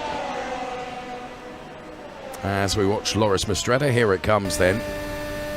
And it was an absolute slam dunk of a jump start, no question about that, but we can see it from the perspective of all the other drivers now with our virtual helicopter giving us this fantastic bird's eye view. And actually, in comparison, I think it was a reasonably clean and tidy start for most of the drivers who, of course, have to take to the runoff areas and to the curbs for the first sequence of turns because there's so many cars out there. But Racing Control are more than well aware of that and allow some leniency on the opening lap. And Fabian Vettel, who is watching the race as well, of course, and there is no question about it in my mind, Fabian, that was a slam dunk of a jump start and will be penalised effectively for that. Now, what I am also interested in and what I'd like to talk to Fabian about perhaps even more than the jump start, which is no contest, is the way that Michael Smeedel was able to get by Wojciech Polesny with almost no defence from Mr. Polesny at all. Surely, Fabian, you noticed that as well, didn't you? Yeah, it's a crazy beginning of the race. We saw a jump start into lap 1 from Sebastian Hirsch. It's a shame because he started from P2. I think he's a quite talented driver and I know him from Munich, and yeah, to see him starting way too early was yeah, for me a shame because, like I said, I knew him personally. But yeah, we had the intense start of the race. And now we are seeing everybody is like marging the gaps and managing all of the end of the race. Let's see what will happen in the last laps. Just before you go, Fabian, talking about the jump start as you did, when you are a racing driver and when you're sitting on the grid, I'm right in assuming, Fabian, that actually you do try very, very hard to anticipate the lights going out, don't you? And just sometimes you get it wrong, and presumably that's what's happened with Sebastian. Yeah, sometimes you're just getting shaky on your left leg, let's say it like this. And yeah, of course you are nervous, you are motivated to yeah, get a good start. And of course, if you are starting from the front row, it's a quite intense situation, let's say it like that. And of course, your left leg is getting a bit shaky sometimes. Yeah, of course it is. Fabian, thank you so much for talking to us. Fabian then with us throughout the course of the race. And I have to say, the conduct of the racing drivers since the start of the race, I think, has been exemplary so far. They're doing a very, very good job indeed. Holstein leading from Smeedel. The gap is 2.6 seconds. Then it's Polesny P3. Then it's Marinon and Sanchez. Then it's Cecilia, Michel Loro and Devin Iskro, and Fabian Vettel then rounding out the top 10 at the moment as we are on lap 10 of 20, so halfway through this race here at Silverstone. The race being led by Christoph Holstein. Now, if I can read a race, I would suggest that Smeedel will very quietly creep up on Christoph Holstein and then go for it in the final quarter of the race. That's when he'll really narrow the gap. He's protecting his tyres at the moment, I would suggest, and just keeping with him. Enrique Marinon, that we are on board with now, is running in P4 and really hasn't been threatened by Alejandro Sanchez, which surprises me. And it reinforces just how good Enrique Marinon is, as he's chasing down Wojciech Polesny, and he's been really focused on this and the pace and speed that he has. Now, as he gets within striking distance of Wojciech Polesny, of course he will slow because he wants to find a way by Polesny, and this will mean that Enrique Marinon goes then to that position where he's hunting and being hunted at the same time, as Alejandro Sanchez is right behind him now. So what Marinon needs to do is get past Polesny as quickly as he possibly can to give himself the protection of another car between himself and this driver, which is Alejandro Sanchez, going through Farm right now. He is running in P5, and there you can see Enrique Marinon in the wheel tracks of Wojciech Polesny, trying to get Polesny just to make a small mistake, just to lose concentration for a millisecond, as we're on the Wellington Straight now. And you can see that from a power point of view, Enrique Marinon has got the power and pace in the car. but he does need to get by Wojciech Polesny very quickly, or Alejandro Sanchez might be able to take the two of them in one hit. We will see. Lap 11 of 20 now, national pit straight into the Copse turn. And Florian Hassler that we look at now, who is running in P11 and has got Vettiger ahead of him. Here is Florian. We spoke to him on the grid. Love the sound of these simulators through Maggots, Beckett's, and this wonderful sequence of turns that drivers absolutely love, and into Chapel and then onto the Hangar Straight, of course. 290 kilometers per hour. Now, Enrique Marinot, having not got by Wojciech Polesny, does have Alejandro Sanchez breathing down his neck. So this is going to be a great opportunity to see just how good Enrique Marinot can be at defensive driving in holding off the threat of Alejandro Sanchez, whilst also trying to get by Wojciech Polesny as well. This three-way fight that is going on now for the final podium place is intensifying and beginning to heat up. So Enrique Marinot just showed his face to the inside of Wojciech Polesny. Here comes Alejandro Sanchez, who will have been rehearsing lap after lap after lap where he thinks he might get an opportunity to try and go by on the Enrique Marinot car. So Sanchez now just 4 or 5 car lengths. Let's see it from being on board with Wojciech Polesny, the two drivers fighting behind him. Wojciech Polesny doing a good job here as well. There's 4 tenths between himself and Enrique Marinot. And through once again this Beckett's, Maggots, Chapel sequence of turns. You can feel the drivers and hear the drivers lift a little bit before the long Hangar Straight, the fastest part of the Silverstone circuit then, before reining in the speed and going through the Stowe turn, which is where we're at right now. Holstein leading by 2 seconds now over Michael Smeedel. Smeedel can see the Holstein car ahead of him and is beginning to take time out of Holstein. And meantime, we've got 2 battles that are going on, and the closest battle is not for the lead at the moment. It is for this P3 place. Well, in fact, it's for P3, P4 and P5. That's what we're watching. And we're right to be watching this, because on lap 13 of 20, Enrique Marinot gets closer to Wojciech Polesny than he has done for many, many laps previously.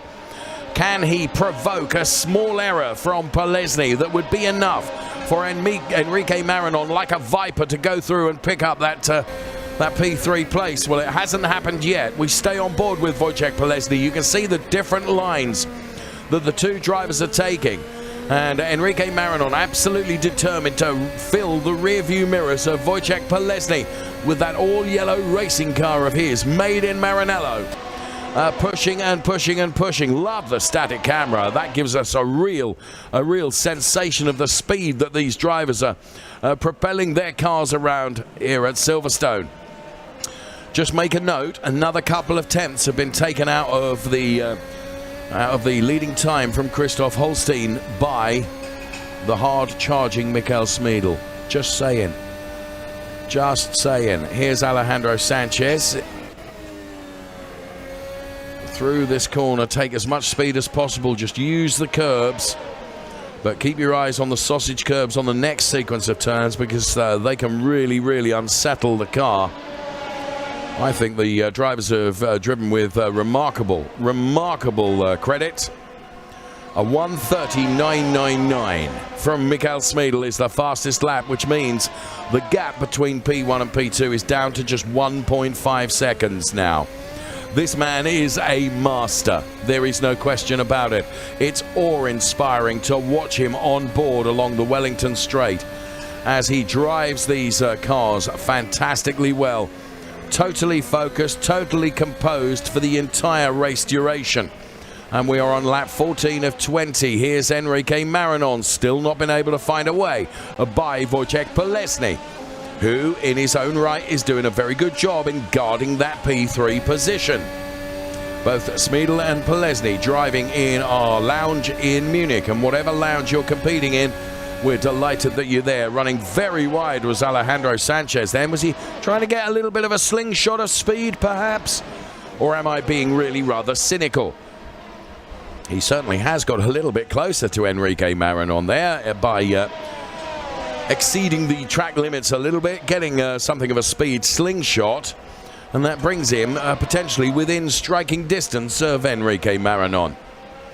It's all playing nicely into the hands of Wojciech Polesny. The more that Enrique Maranon and Alejandro Sanchez fight between themselves, it just plays into the hands of Wojciech Polesny, who has to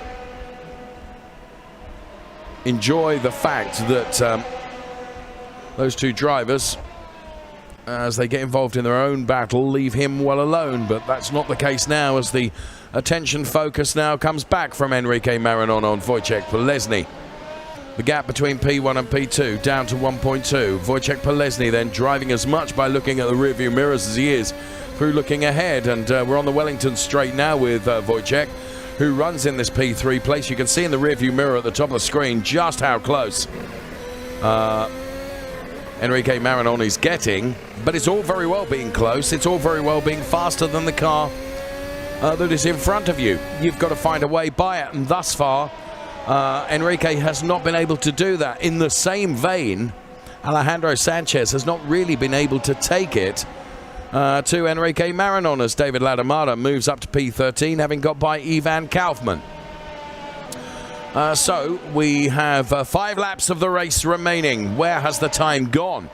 Such a compelling race to enjoy. The race action supreme as Polesny now comes under renewed pressure and vigor from Enrique Maranon.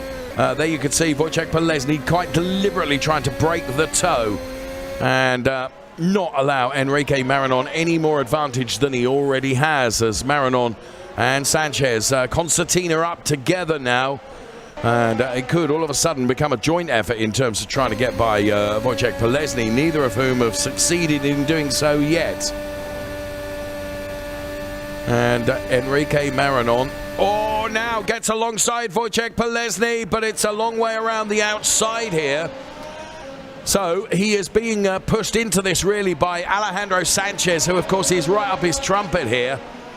And this is a fascinating battle which is really beginning to intensify and glow red hot in the embers now. Tries to sell Wojciech a dummy by going to the outside. Now he'll try and get underneath Wojciech Polesny. Thus far, none of it has worked. Alejandro Sanchez just stays steadfast in that position at the moment, waiting for these two to fight and to be able to pick up any advantage or any pieces that he can. We ride on board with Wojciech Polesny now. Absolutely brilliant racing. Fabian Vettel, what can Maranon do? I mean, lap after lap after lap, he's looked at every opportunity to get by Polesny. None of it has worked. Yeah, intense racing. We are spectating racing for P3 for the podium. And of course, don't forget the race for P1. Yes, Smeedel is catching up. He's increasing the speed, going incredible pace. And yeah, let's see what the last laps will bring. Thank you so much, Fabian. You're absolutely right. It is an intensive race, and it is a brilliant race to watch as Michael Smeedel now takes another few tenths out of his previous fastest lap.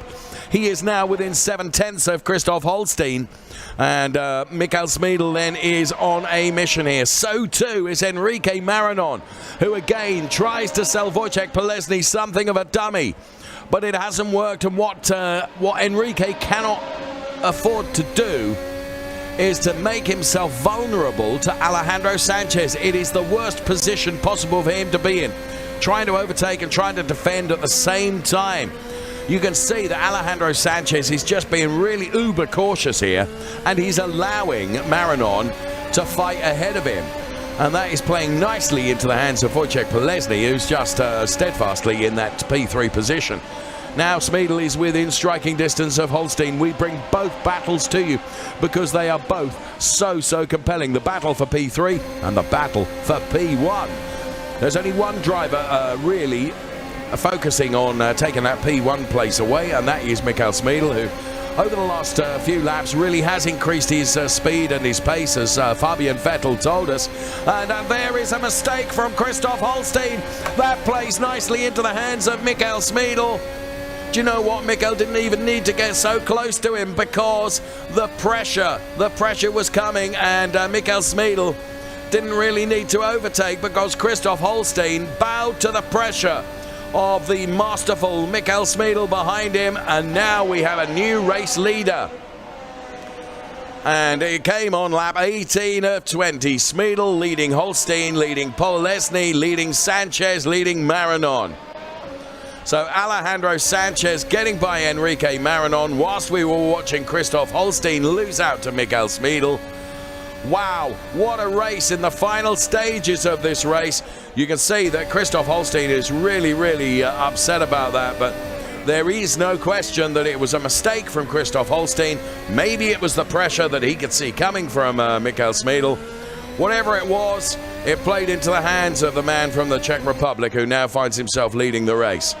Now, Alejandro Sanchez, what can he do to get by Wojciech Polesny that Enrique Marinon was not able to do? Well, he's running out of time to be able to do it, in truth. And just look, Smeedel has now got 3 seconds ahead of Holstein in the lead of this race. Absolutely brilliant racing, and really clean and tidy racing as well. Loris Mistretta then is P12 at the moment. And Loris Mistretta has Haase and Vettiger ahead of him in the 2 purple-coloured cars. And Loris Mistretta then is 2 cars away, of course, from being in the points zone and being in the payout zone as well. And if on the final couple of laps he could move himself up the order, he would like to do that. Here's Alejandro Sanchez now getting a little bit closer to Wojciech Polesny, but he's got a lot of work to do over the remainder of this lap, plus 1 more, which is all that remains in this race. And Enrique Marinon will want to right the wrongs of Sanchez getting by him as well, and Sanchez will be well aware of that fact also. Smeedel is now leading by 3.5 seconds over Christoph Holstein P2. Then Wojciech Polesny, who's a further 3 seconds down, running in P3. Alejandro Sanchez just off the podium in P4, ahead of Enrique Marinon. Jesus Cecilia with a brilliant debut in this wonderful Racing Unleashed series. Here is Alejandro Sanchez, national pit straight now, going into the Copse turn, full chat flat. Can Alejandro Sanchez in the remainder of this lap, plus 1 more, just light the wick up still further on Wojciech Polesny? Can Enrique Marinon find the pace to get on terms once again with Alejandro Sanchez? So many questions remain to be answered in the remaining 1.5 laps of this brilliant race here at Silverstone, with Racing Unleashed absolutely going beyond the Pinnacle today with a masterclass of really intensive and brilliant racing. And how can Michael Smeedel put in a fastest lap right at the end of the race? Well, his tyre conservation during the course of the race was very clever, his tyre preservation, and of course he has got completely clear tarmac ahead of him. He therefore takes advantage of that and moves his margin between himself and Christoph Holstein up to 4.4 seconds. We have started our final lap of this race at Silverstone. What a race it has been. Privileged to talk about it. Must be absolutely wonderful to be in one of the simulators driving it. Alejandro Sanchez, he's within 0.5 of Wojciech Polesny, but Polesny has looked rock solid in holding on to that P3 place. If the pressure has come from Sanchez or Marinon, he has not been shaken from either of those 2 drivers. So I rather think that barring disaster, which could still happen, we hope it doesn't, Polesny should have this under control. Alejandro Sanchez in his quest to try and get him on the hanger straight meant he kicked up a bit of dust. Wojciech Polesny now, all he needs to do is stick his elbows out. Alejandro Sanchez trying to get close to him. Smeedel will cross the timing line with in excess of 5 seconds to the good and wins at Silverstone. A brilliant drive from Michael Smeedel, who I believe well, he knew what he'd got to do, and he just spent his time being very clever. I have to say a good well done to Wojciech Polesny as well for holding off Alejandro Sanchez, I should say, And there you can see. So a double podium for the Czech Republic then, P1 and P3, with Christoph Holstein taking P2. Great racing, really clean and tidy racing in my opinion as well. And Christoph Holstein, he'll be saying what could have been, what should have been. He's in Zurich, and he did make a mistake, in my opinion. In my opinion. Here at the start, there was no question about the jump start, was there? I mean, goodness me, I have no race direction qualifications or credibility, but that was pretty obvious to me. I have to say, I think the rest of the start was reasonably clean and tidy. Wojciech Polesny, I have to say, you were under pressure for quite a lot of that race, but you just soaked it up, Wojciech, and you defended perfectly fairly. Actually, I'm not even sure I would say defended, because I don't think anyone got close enough to you to really put a fight on. Great driving, Wojciech. Yeah, thank you so much. To be honest, it was quite difficult to keep the Spaniard guys behind me, but yeah. And otherwise, I'm a little bit angry to Christoph which protested me in the knockout round, so I'll let Michael go. And the final, yeah, it calls him a win. So yeah. Well, I have to say, Wojciech, and I hope you won't be offended by it, I did say when you and Michael were together on the straight, I said, I don't think Wojciech will defend this position too hard, and you didn't. In fact, if you'd have indicated right and had a cup of coffee, it was, but, you know, I understand why you did that, but, yeah, I mean, you never actually, for all the laps that I called it, I really didn't think that you were under threat of losing that P3 position, and you actually made it look much easier than you said it was, because you said you did have to defend and you were aware. Yes, of course, but yeah, the Silverstone is quite it's not quite easy track to overtake, but I use it, and track was on my side, so. Well, it's a very good day for the Czech Republic racing talent, isn't it, with P1 and P3? Yes, of course. Many congratulations to you, Wojciech, and thank you for talking to us. We really appreciate that. Thank you, too. So, Wojciech Polesny then with P3. There is Devin Iskro and David Laudamata then having a conversation at the end of the race. And here is Christoph Holstein. Christoph, I don't call many things correctly. You're in Zurich. I said, you know, there is a mistake, I'm sure, from Christoph Holstein as he runs wide and Michael Smeedel goes through. Was it the pressure of knowing that he was coming like a steam train behind you, Christoph? I mean, yes, obviously there was pressure, but it's not a mistake I made. It's I had a technical issue in that corner where my wheel was basically off-center. Like, it recalibrated itself midway through the corner, so I was going straight on. So there was not much I could do in that situation. I mean, you never know what would have happened in the 3 laps, and maybe would have made an actual mistake. But yeah, when you're 3 laps from victory and you lose the race like this, then yeah, it's not the greatest feeling. Well, first and foremost, Christoph, I owe you an apology then. It wasn't a mistake, it was a reset that needed to be done. You did jolly well to get that back in order then, and you're so humble as to say, you know, actually what would have happened in 3 laps, none of us will ever know, but at the moment it is going to be P2 for you. And do you feel then it is the win that got away, Christoph? I mean, you never know. I mean, he was super quick. I feel like he needed a little bit of time to get into a groove after he got past Polesny, and then he was catching very, very quickly, much more quickly than I would have hoped.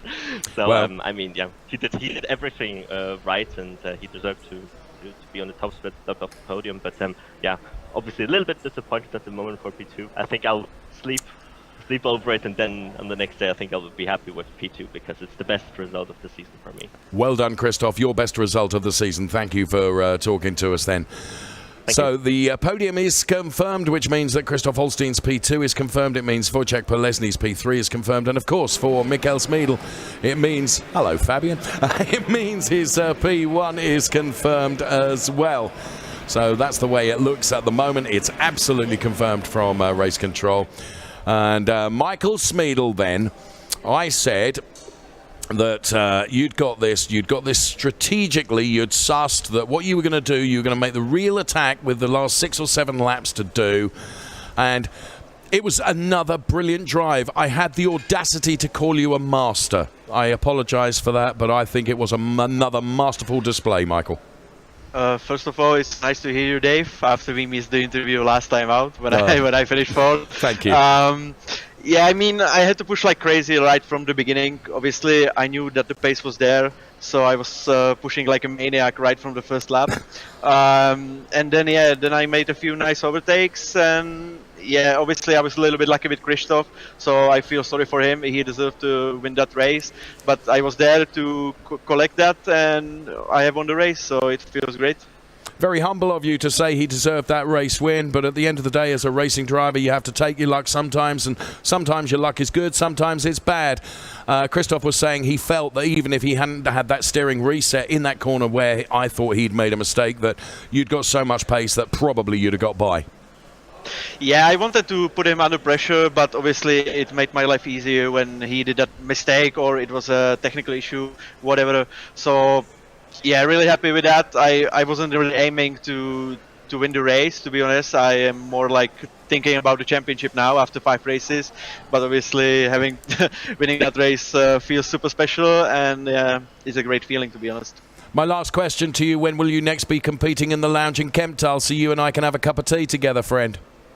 I don't know when, but well, to be honest, I would like to be there for the final race, and probably we're going to be invited there for Battle for Glory, I guess, so we can have a coffee and probably a few beers, I guess. I'm looking forward to that. Many congratulations on your win. We'll see you on the top step of the podium. Well done, Michael Smeedel, and absolutely, as always, a great privilege to talk to you. A very, very charming young man, as well as being a hugely successful racing driver.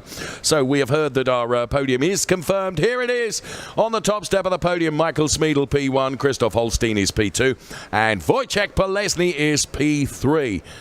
And here we can see, going to step 3 on the podium is one Mr. Wojciech Polesny, who receives his trophy in the lounge in Munich. Well done, Wojciech. A fine P3 for you. Here taking P2 is Christoph Holstein. And thanks for the wave. Thanks for the thumbs up, Christoph. And many congratulations to you. P2 for Christoph Holstein then. And Michael Smeedel then on the top step of the podium. Many congratulations. Our race winner from, what's the silly pose for, Wojciech? From Silverstone. Confirmed results from Silverstone with Smeedel, Holstein and Polesny on the podium. Angelo Michel took P7 and Devin Isgro taking P9. Those 10, of course, are in the points. And then a big well done to Sebastian Hirsch, who you may recall jumped the start but ended up finishing in P14. And in the Drivers' Championship points then, Michael Smeedel now on 127 over Alejandro Sanchez on 53 and Angelo Michel on 51. It's Dominic Dedic who's P10 in the points at the moment. And then the rest of the order, as you can see, with Florian Hasse, he's P11 in the points, and Kevin Abey is P20. And that doesn't end there. So many drivers in the Racer League, of course, with Roger Marte and the rest of the order, as you can see. Hi, my name is Ralf Möller. I'm the Chief Fitness Officer of Racing Unleashed. For esports, sim racing, physical and mental fitness is important. 30 to 60 minutes of exercises per day are important for your success. Use your bike instead of your car, or just take a walk. There are no excuses. Running, cycling, swimming or gym. Just keep it going. So get fit and fast with a Gladiator. Racing Unleashed. See you soon.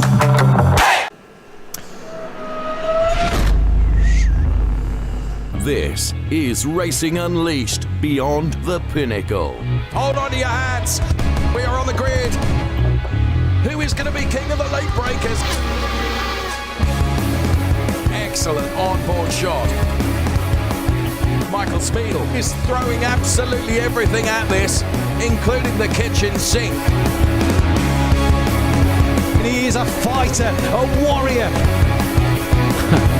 And look at this! Look at this! Unglaublich! Wow, qué pelea! I'm loving this.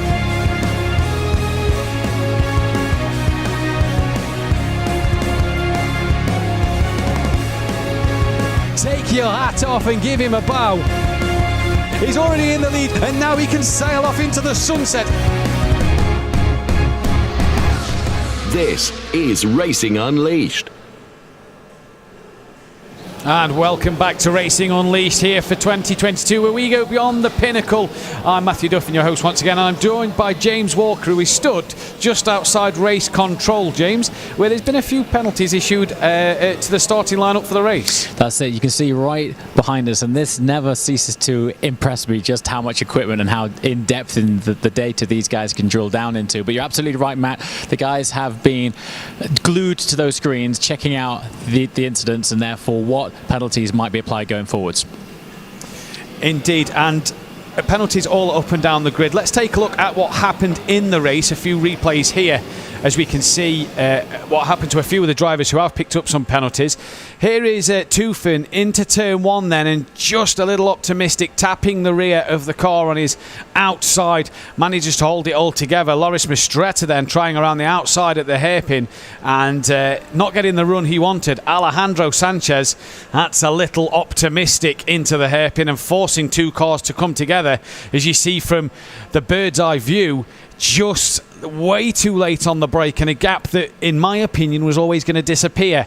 Michael Schmiedl here, then this is where we saw him and Sanchez just go wheel to wheel a little bit there, and just enough room there for Schmiedl. Mark Gasner through the hairpin brilliantly side by side, and then just a little tap on the wheel to wheel. And then a bigger tap up the rear, and that kind of a push to pass, if you will, for Mikel.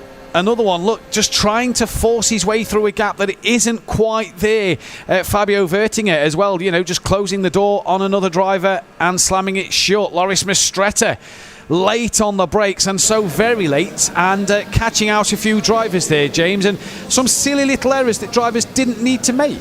There are, yeah, but I think what's great from that aerial view, that top-down view, you can see just how tight it really is. Sometimes when we're on board, it doesn't perhaps give that sense of how many cars are in such a small space at such a short time. So you can sort of understand that sometimes they've got a massive amount of pressure on them. They're all going into a very tight space of tarmac, fighting for that same space. So small mistakes, but let's see how that unfolds later on. And based on the tightness of the hairpin, especially with the race coming up, a packed grid early on in the race, it could provide some more dramas going into that.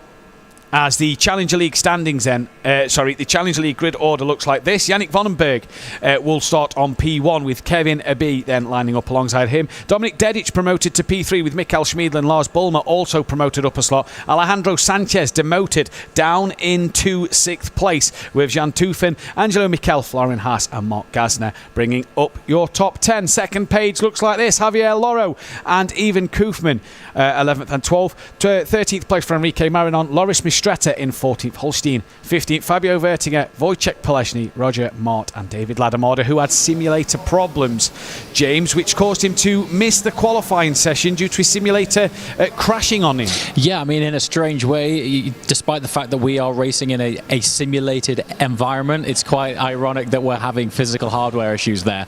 And that, to me, actually keeps the variables of what could go wrong really interesting. You might expect a glitch in game, but for an actual sim to go down is the real world equivalent of your engine blowing up. So It's really mixed up things for us here. It does indeed, and it also gives him, I know that race control allowed him to have a little bit of a drive on another simulator to get him comfortable, but it kind of makes you think, doesn't it, going into the race, is this going to happen again?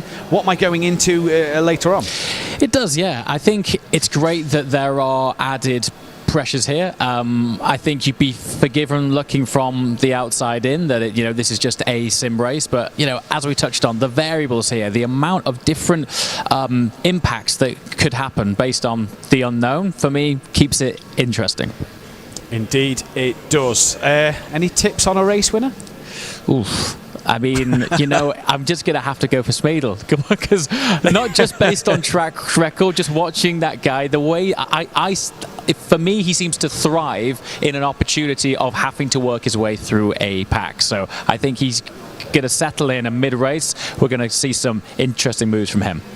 Indeed, we will. Alejandro Sanchez as well, demoted from second all the way down to sixth. What's his mindset going to be like going into this one? You know, right now, when you think you're somewhere and then, you know, he's been sitting on this now for the last 40 minutes or so hoping that he's going to maintain that place. All of a sudden, he's been demoted. Not only is that a practical challenge of having to work his way through, but mentally, that is a knock for him. So he's got a few challenges to overcome to make his way back to where he was. He had the pace to do so, and we'll find out a little later on if he can make his way to the front of the grid.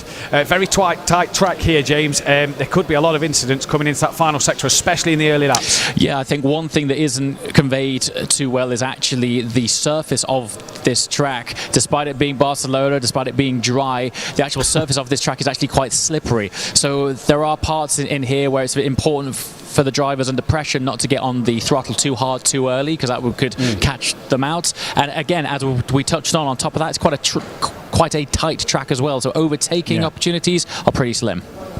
They are indeed, and I'm sure all the drivers are going to be looking forward to the challenge they have ahead of them in the race a little later on. And James, obviously we'll be back with you in and out of the race throughout the rest of the afternoon, as that is what's coming up later on in the programme then, as Race Control have all their work cut out for them this afternoon, no doubt. Drivers just getting into the simulators now. James, at this point yesterday, while we still have you, what was your thought climbing into the sim? We have just lost James as we go to the grid then, and we line up then with David Ladamada on the grid in P19. Simulator problems for him early on caused him to have to change his simulator, and it meant he wasn't able to set a qualifying lap time. He hopefully then is going to be going in this one. Roger Marte in P18 alongside Wojciech Polezny then, who is in Munich in 17th place. Work to do for both of them to climb up the order. P16 on the grid then goes the way of Fabio Vertinger and Christoph Holstein in P15, who I believe we're going to speak to momentarily. And Christoph, are you there? Not at the moment, as he's just put his headset on. We believe that Christoph is going to be joining us in the commentary box for a little chat on the grid in just a few moments' time. And there you see in Zurich and in Keptal. I believe we have Christoph with us now. Christoph, going into this one, P15, what can you do for the race? Well, it's difficult to tell, really. It's always all about not getting caught up in any incidents. Normally not doing a good job at that, but we will see how it goes this time. Get some points on the board, that would be great. Yeah, just try to make any mistakes. Well, we wish you the best of luck, my friend. Thank you. Christoph Holstein there in P15. And I do believe we have Fabio Vertinger with us as well. And 16th place, Fabio. A lot of work to do to score some points today. Yeah, hi Matthew.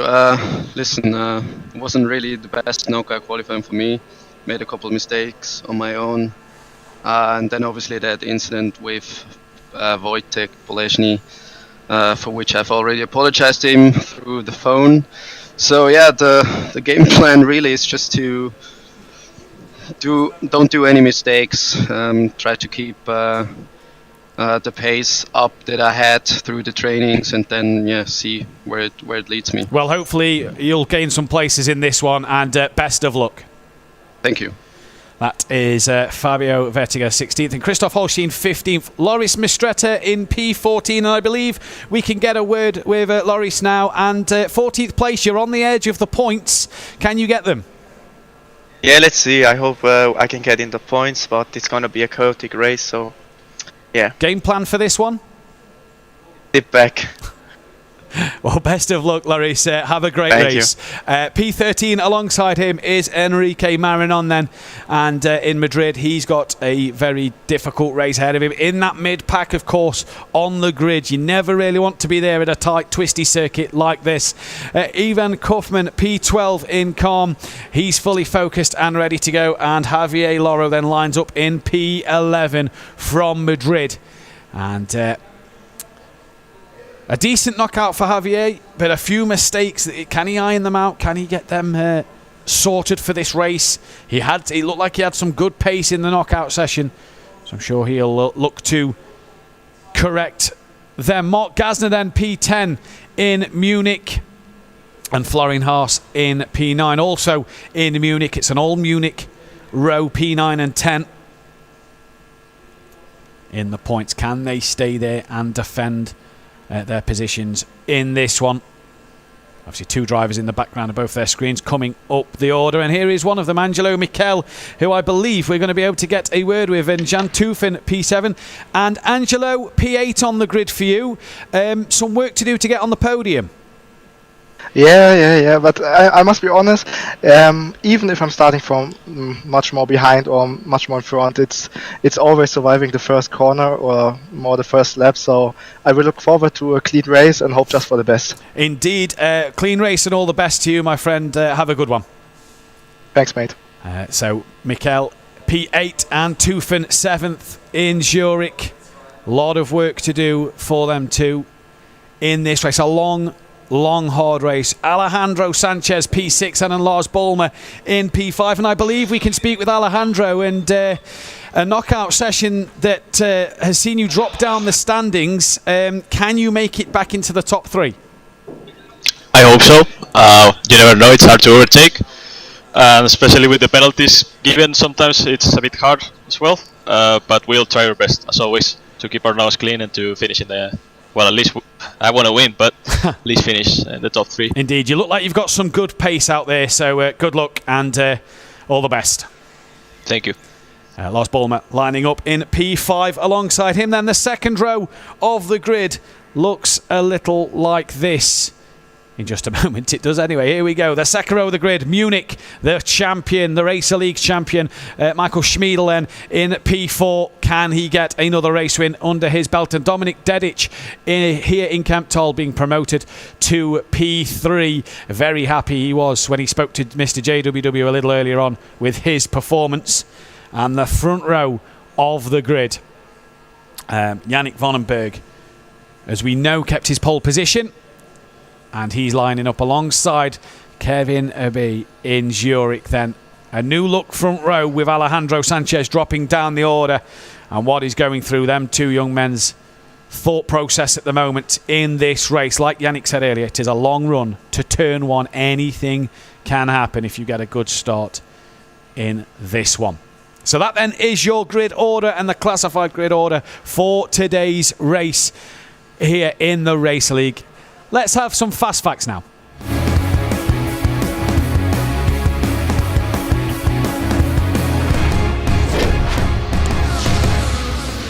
The Circuit de Barcelona, Catalunya, the pre-season test track for the Formula One series. It's 4.675 kilometres long, 9 left-handers and 7 right-handers, with a 695-metre start from Yannick Vandenberg to turn 1. Europe's busiest circuit, and we saw that in the knockout qualifying session earlier on today. Here's what happened in the 2021 season, and oh, would you believe it? Michael Schmiedel was the man who took the race win and was very, very happy. Look, not his famous tap of the cockpit like we get used to seeing this season, but still very happy nonetheless. Turn 3, very tricky corner for the drivers out of 1 and 2. You come uphill and it's very easy to lose the back end of the car coming into there. Then you have the back straight. Can you lunge and send it into the hairpin corner? Maybe make up a place or two before you head to that final chicane. Very, very easy to lose a lot of time and get this horribly wrong before the start-finish straight. The way to the first corner is quite long, so there could be a lot of trouble before the first corner. But the strategy, of course, is to make no mistakes. I'm still at the stadium, I would say, where I drive against myself. Yeah. And not trying to make any mistakes. So the testing here, I found the optimum line for turn 5. And some fun facts here, where Lewis Hamilton and Nico Rosberg find their optimal line with pasta and ketchup. That's the apex right there. If you go out quite wide here and a V. Yeah, that's enough. Thank you very much. That's the optimum line. I fully understand that. That's great. Nico Rosberg thinks I he'll don't offer like Lewis it, though. I just want some mayonnaise. Have you tried it? To go with his pasta. I don't like it. Try that. Look, how is that for an ideal line right there? Huh? That's turn 4. That's if I make a braking mistake. You that's always the line make braking mistakes. No, I don't always make them, but that's what happens when I do. I tried your tyres, man. They're all flat spoiled. People say they weren't friends. That's your fast facts, though, here for Circuit de Barcelona, Catalunya. In the Racer League today, as the drivers now find themselves lined up on the grid and ready to go here, we await the lights. And there's just a calm setting here in Kemptol as everything goes a little quiet. And the storm is about to hit the circuit. The drivers fully prepared. Everybody focused. And you have to wonder what people are thinking, what their mindset is, and what will happen in this race. A great look at the Formula X Hybrid 2022 cars for this year in the beautiful Racing Unleashed liveries. Absolutely stunning to see. And their drivers just patiently waiting and biding their time for the red lights. Yannick Vandenberg and Kevin Abbe on the front row.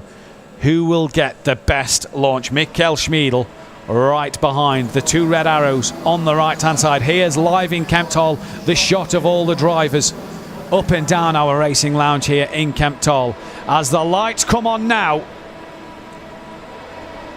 It's a long hold, and for the 8th time this season,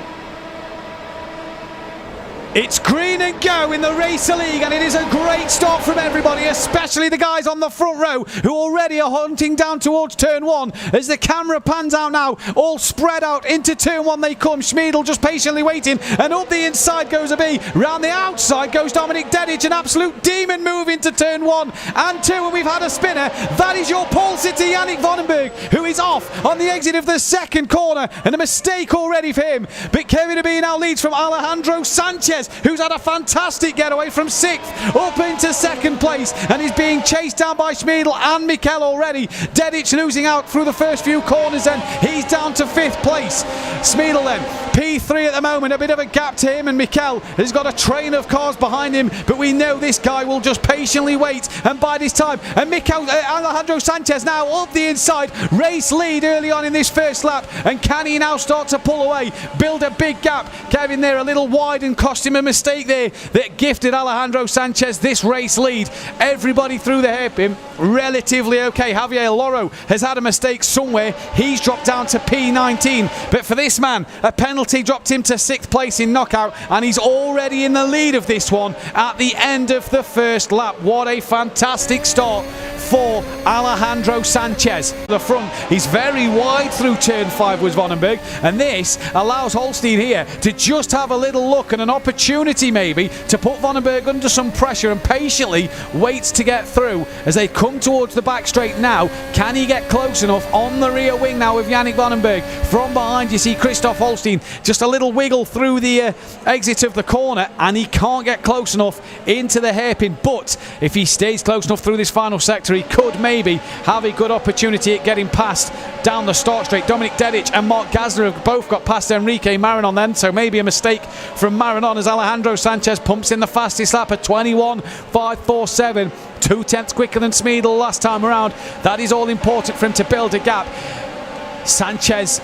Marinon, on the right hand side of your screen to the outside of Mark Gasner at turn 1, and it gives Gasner plenty of room and respect there, and Gasner returns the favour, and back through goes Mark Gasner into 2nd place. Left hand side of your screen you can still see Christoph Holstein applying pressure to Yannick Vandenberg, but Lars Bulmer's now deciding to join the party. A little wide through turn 3 for Lars Bulmer. That might make Javier Loro look a little more interested as they use all the runoff possible to make the turn 4 as wide an entry as they can, and through goes Holstein as he now hunts down once again after Vandenberg, who has a huge lock-up into turn 5 and just struggling at turn 5. 2 laps in a row that is now for Vandenberg, and Holstein might want to be a bit closer then next time around, as turn 5 seems to be where Vandenberg is just starting to make a mistake or two.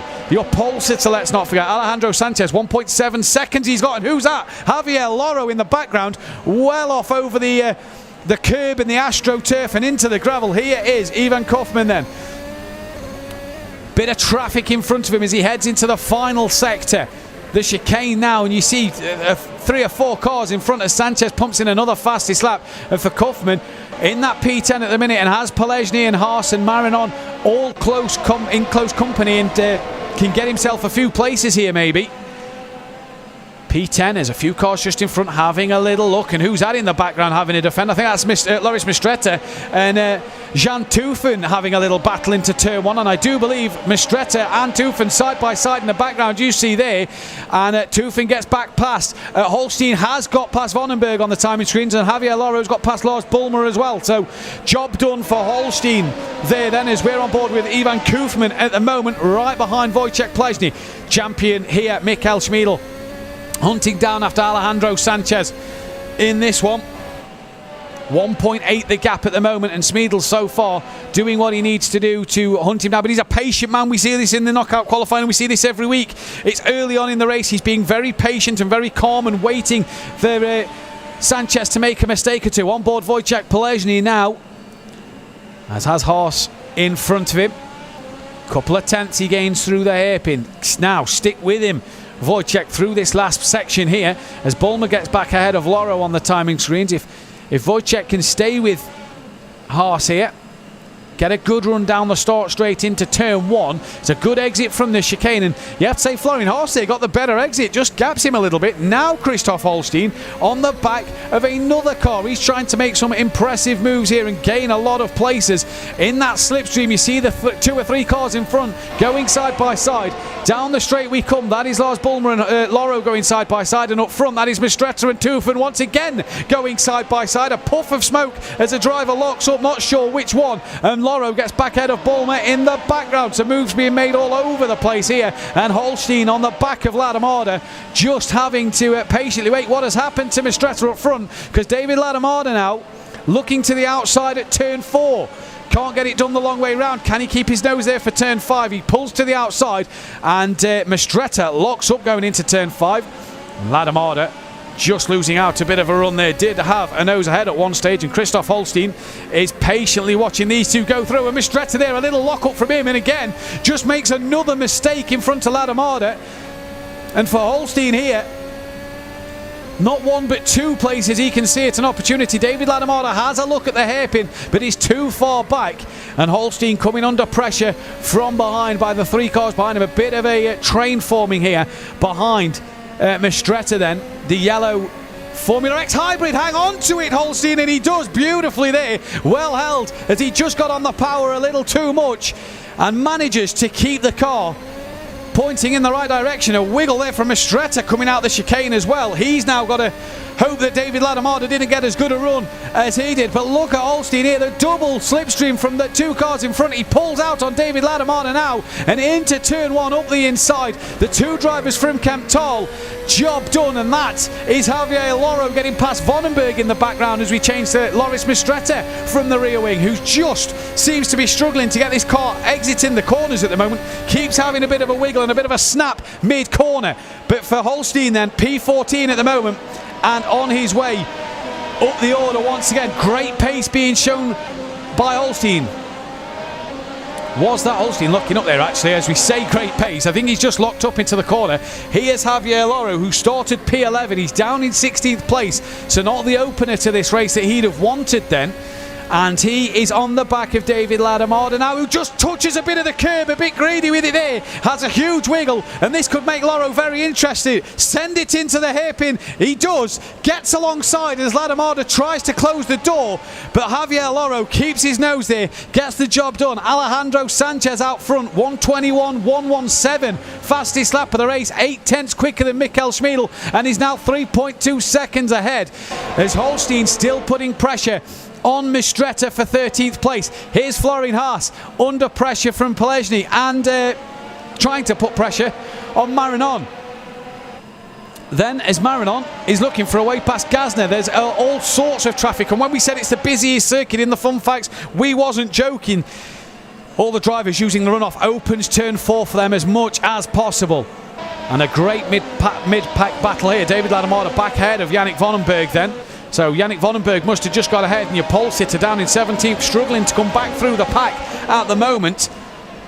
But for David Ladamada, obviously had the simulator change after knockout qualifying simulator problems, so he's possibly getting used to the feel of that simulator. If it's just a little bit off, he'll know, and it's got to be playing in the back of his mind about what happened in knockout. For Marinon now then, 3.5 tenths of a second behind Mark Gasner, and not close enough as they come to the chicane. The top 4, by the way, the top 3 have all gone. They're all separated by a good margin.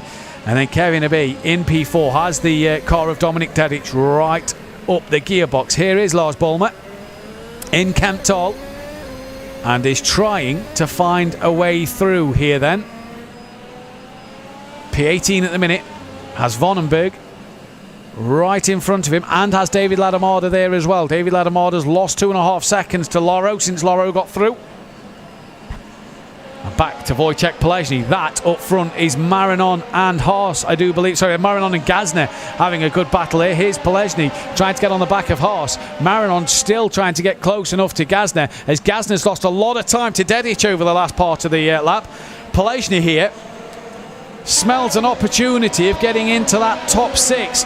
Gasner's got ahead of Marinon, and Mistretta gets himself ahead of Loro now, so he's back ahead of Loro on the back of Mark Gasner. Marinon is lurking behind him, and there is Haas and Polezny. Kaufman coming as well, so a lot of people trying to make up places here. Gasner though just seems to be struggling at the end of the last lap, because Marinon is coming at him. Christoph Holstein now on the back of Fabio Vertinger. These two started P15 and 16 alongside each other, and they seem to be following each other through the traffic at the moment. And they're on the back of Teufen for P12, for P11 potentially. And Christoph Holstein here, the determination in his face. Absolutely focused and wants as many places as he can get. He's not far from the points here, but Teufen 6.1 seconds off the back of Kaufman, so he's got a lot of work to do to clear this traffic and get ahead and close the 6-second gap that he's got in front of him. Then he's right on the back of Vertinger now, and Christoph Holstein makes Vertinger goes defensively. Will he look around the outside of turn 1? He's already got the move done before turn 1, and Christoph Holstein, as easy as you like, he's carving through this field like your Christmas turkey dinner, and into P12 he goes. Teufen 9 tenths in front of him now, but it's got a massive job if he's going to get into this point. Holstein showing some immense pace in this race at the moment. Out front, Sanchez 4.2 seconds ahead of Schmiedel at the minute. Schmiedel 3.6 ahead of Angelo Michel, and then he's got 5.8 seconds to Kevin Abbey, who has Dominic Dedic right all over the back of him. And in fact then there's a big gap back to Kaufman. Here is Sanchez. He just looks like he's having a Sunday stroll in his cockpit there in Madrid. He is cruising, pumping in fastest lap after fastest lap. And this man really is on another level here today. Schmiedel doesn't have an answer for him at the moment and loses another 4 tenths to Alejandro Sanchez last time around. So fantastic work, and really did it all in the first lap. The penalty to his name clearly after knockout hasn't distracted Sanchez from his goal here today. Here is Schmiedel then, another man that just looks as cool as ever. Through into turn 4 he goes. Just doesn't seem to have the pace of Alejandro Sanchez today. Angelo Michel, a colleague of Schmiedel's in Munich, and doing the best job he possibly can to make sure that he can close the gap to that man in the background, Michael Schmiedel. But you have to say that these three very evenly matched and very spread out. Here then, Florin Haase on the back of Wojciech Polezny, who's just started to lose out to Enrique Marinon, who is all over the back of Mark Gasner. Tries to go side by side, you see, up front, but couldn't do it into the right-hander. Now possibly has his best chance down the hairpin. That's Gasner who goes defensive. Marinon's going to try right around the outside. Can he tuck back underneath? What an absolute move that is. Does he get it done? No, he doesn't. Gasner hanging on in there, and this has invited Wojciech Polezny right back into this fight. Dominic Dedic now in P5. Looking to get on the back of Kevin Abbey. Holstein's got past Teufen now, so Christoph making it yet more moves into the top 11 he goes. 7 seconds he's got to find to get that top 10, and we are halfway through this race, so he's running out of time. but is showing fantastic pace. Here goes Marinon to the outside, and is that going to be job done on the brakes before turn 1? Brakes very, very late, and back comes Gazner. Bit of wheel-to-wheel contact there, but very cleanly done by the pair of them, and that look has put Wojciech Polesny so wide at turn 3. Has a bit of a wiggle as well. Does this allow Florian Haas to come through? It does. Lock up from Haas, and then underneath tucks Koofman, and well, a mistake from the 3 drivers in the background, and Koofman comes away up into P9. And while all these drivers, these 5 are squabbling here, this allows Holstein to cut the gap. It's already down to 6.1 seconds, and Koofman there gains a place as Florian Haas tried to tuck underneath Wojciech Polesny and just locked a wheel up into turn 4.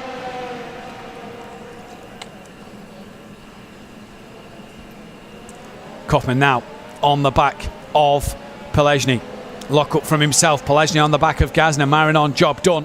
And just in front of Marinon is Dominik Dedic and Kevin Abbey, as the top 3 have just checked out here in a world of their own. And there is Dominik Dedic just fighting with the wheel a little bit, and you just see from his facial expression there that he just knows he's made a little mistake coming through the chicane, and that's cost him the run down the start-finish straight to get onto the back of Kevin Abbey. You saw it in his face. He knew he'd made the mistake. Javier Loro for P14 has got past Mistretta, and Dominik Dedic has that work to do all over again. A fantastic knockout qualifying session here, and as Mr. JWW, James Walker, spoke with him earlier, he was very happy, but he'll be disappointed with his error at the chicane there at the end. And look at this battle once again. Florian Haas on the back still of Koofman, Polesny and Gazner. Then Marinon has dropped Gazner, and Christoph Holstein here has the gap down to 4.8 seconds. He is showing some incredible pace at the moment and is really gaining on this little quartet of drivers here. Here is Florian Haas in Munich, and just cannot get close enough to the traffic in front. It was his mistake that allowed Koofman through. There in the background, look, you see Holstein, 4.4 seconds the gap now. He's really on for some points here. It was 7 seconds 2 laps ago. He's gained 3 seconds over that 2 laps. What pace Holstein is showing us today. Ivan Koofman on board him behind Wojciech Polesny. Polesny there just bouncing over the sausage curb, had a bit of a slide on the wiggle, on the rear, sorry, and a wiggle as he corrects it. Marinon does his best lap of the race, and you see Koofman going a little defensive. Here is Wojciech Polesny then, trying to stay in that slipstream of the car in front, and Dominik Dedic has come under pressure from Marinon, and I do believe Enrique Marinon has worked his way through, and that is Who's that off? That is Enrique Marinon, who's had a mistake somewhere. That's coming through turn 1 and 2. Didn't quite see what happened, but down into P10 he goes. Christoph Holstein now is even closer to the points, and that promotes Dedic back to 5th. Gazner, Polesny, Koofman and Haas all up an extra place as well, but for Dominik Dedic, he's well behind Kevin Abbey now. 1.3 seconds he has to make up, and for Christoph Holstein, 2.5 seconds from him and a point in this championship battle. And Enrique Marinon, you know, who wanted to outscore Wojciech Polesny today, only needs to outscore him by 3 points to gain an extra place in the championship. And with Javier Loro not yet in the points, it would have gained even more places for him. For Holstein, he wants to not lose too much ground to Angelo Mikel, but at the minute that is happening. On board with Enrique Marinon now after his mistake at 1 and 2, has got work to do on the back of Florian Haas once again then. And the traffic jam here at Catalonia. Holstein 2.5 behind Marinon. Marinon has some fantastic pace in this race at the minute. And down the start straight they come. Everybody now to start lap 14 here at the Circuit de Barcelona, Catalonia.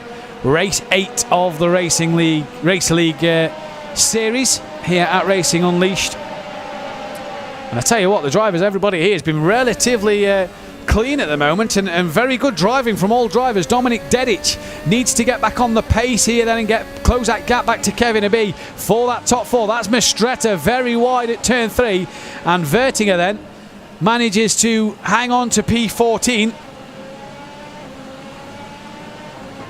and through he goes into the middle sector. Florian Haas now P9 at the moment, trying to stick to the back of Koofman, but has Enrique Marinon charging after his mistake at turn 1 and 2. And he's really coming after Haas here. Holstein not able to close the gap to Marinon, but is closing the gap to the cars in front. And the more Marinon starts to get hold up and starts to fight with these drivers, the better. Schmiedl just puts in his fastest lap of the race. Not the fastest lap overall, but his personal best. And that gap, 5.3 to Sanchez, I think is too late for Schmiedl to get anything out of this race. A second place, I think the top 3 look pretty set in stone here. All provisional results, let's not forget. And snake-like movements down the straight. Here comes Marinon now on the attack of Florian Haas. Into turn 1 he goes. He's got Kaufmann just in front. Does it, pulls in front into the braking zone. And Marinon back into P9 and can head after some more places here. And after his mistake a couple of laps ago, he now is on the charge to get as many places as he can. And 1, 2, 3, 4, 5 cars potentially in front that he could all get past and be in that top 4 or 5 spot come the end of this race. The top 3 have gone that much that Kevin Abbe has Dominik Dedic back within a second of him now, but he's 11 seconds behind Angelo Mikel. So Mikel here is absolutely flying at the moment. And Enrique Marinon using as much curb as possible there to get as much to extract as much speed from the car as possible. Then all drivers having a look, just getting a little tighter in this top 10 fight here. Christoph Holstein now 1.8 off the back of Florian Haas and can set his sights after some points maybe in this one. He's had some fantastic pace. As through the drivers come, Wojciech Polesny into the final chicane on the back of Gazner now, who's just got a bit of breathing space between him and Dedic. Dedic being able to put the distance between the two of them.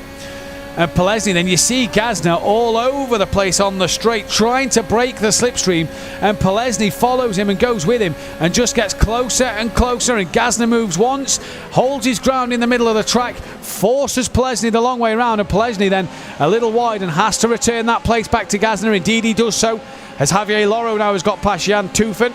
That is for P12. Christoph Holstein must have made a mistake somewhere because he's just lost a few tenths to Florian Haas then over the last lap. But for Polesny, work to do. Javier Loro cannot see a car in front of him, but is being attacked from behind. And the man who sits 5th here would have wanted to catch Holstein in the championship a little bit here, but is not going to score a point for P12. Saying that, neither's Holstein, but they are going to be gained. They're both going to have Enrique Marinon gain on them in the championship. There's Tufen here then, trying to stick with Loro. Sanchez crosses the line to start the 17th lap of the race. Schmiedl follows him through. Polesny once again then getting closer and closer to the car in front, and once again will attempt it down the start-finish line here. But we've seen the snake-like movements of the green Formula X Hybrid 2022 car in front. Goes to the right now, comes back to the left, cannot break the slipstream, but it's very clever here. He's gone earlier and comes back across. And will he move to defend now as Polesny gets closer? No, not close enough. And look at Dedic up front. Marinon's got past Kaufmann in the background, so that's a change for Enrique Marinon as well. Dominik Dedic up front, right on the back of Kevin Abbe for P4. And Marinon, once again, is working his way through the field. And here is Dominik Dedic. Oh, bit of a wiggle once again. But he's getting on the back now of the car in front, who's very wide at turn 5. And Kevin Abbe then is coming under some pressure from Dedic, and Dedic's driving a fantastic race at the moment. He's a little wide through the chicane. It's not going to hurt him too much. A good run through here though, as he loses a few tenths. Set him up in the last sector for a good slipstream down the start straight. Polesny now has Marinon on the back of him as he's still trying to attack Gazner, but Dedic just losing a bit of time in the middle sector. To Abbe up in front of him. Nail this final sector, Dominic, and you could be a very happy man in the slipstream down the start-finish straight then. Gains a tenth at the moment, a tenth or two at the moment, as on the power they come. Here goes Dominik Dedic now then, within 0.6 of a second, using all the runoff available to him on the outside. And behind him, Gazner defending from Polesny once again, and Dedic getting closer and closer to the back of Kevin Abbey. Not close enough. Look at everybody defending in the background. Polesny's not going to be able to attack Gazner then, and I think Haas is defending from Holstein, and Koofman is defending from Haas. Koofman then has been passed by Haas, and Holstein on the back of a couple of points here now, and can sniff an opportunity at maybe a point or two in this Racer League race at the moment. Holstein's got past Koofman on the timing screen, so he's into the top 10, and that is points, and can see the car in front, as they both lock up. All three drivers lock up into turn 5, and Koofman round the outside. Job done back in front of Holstein, so a mistake from Christoph Holstein then, allowing Koofman back through and out of the points. Drops Holstein once again here.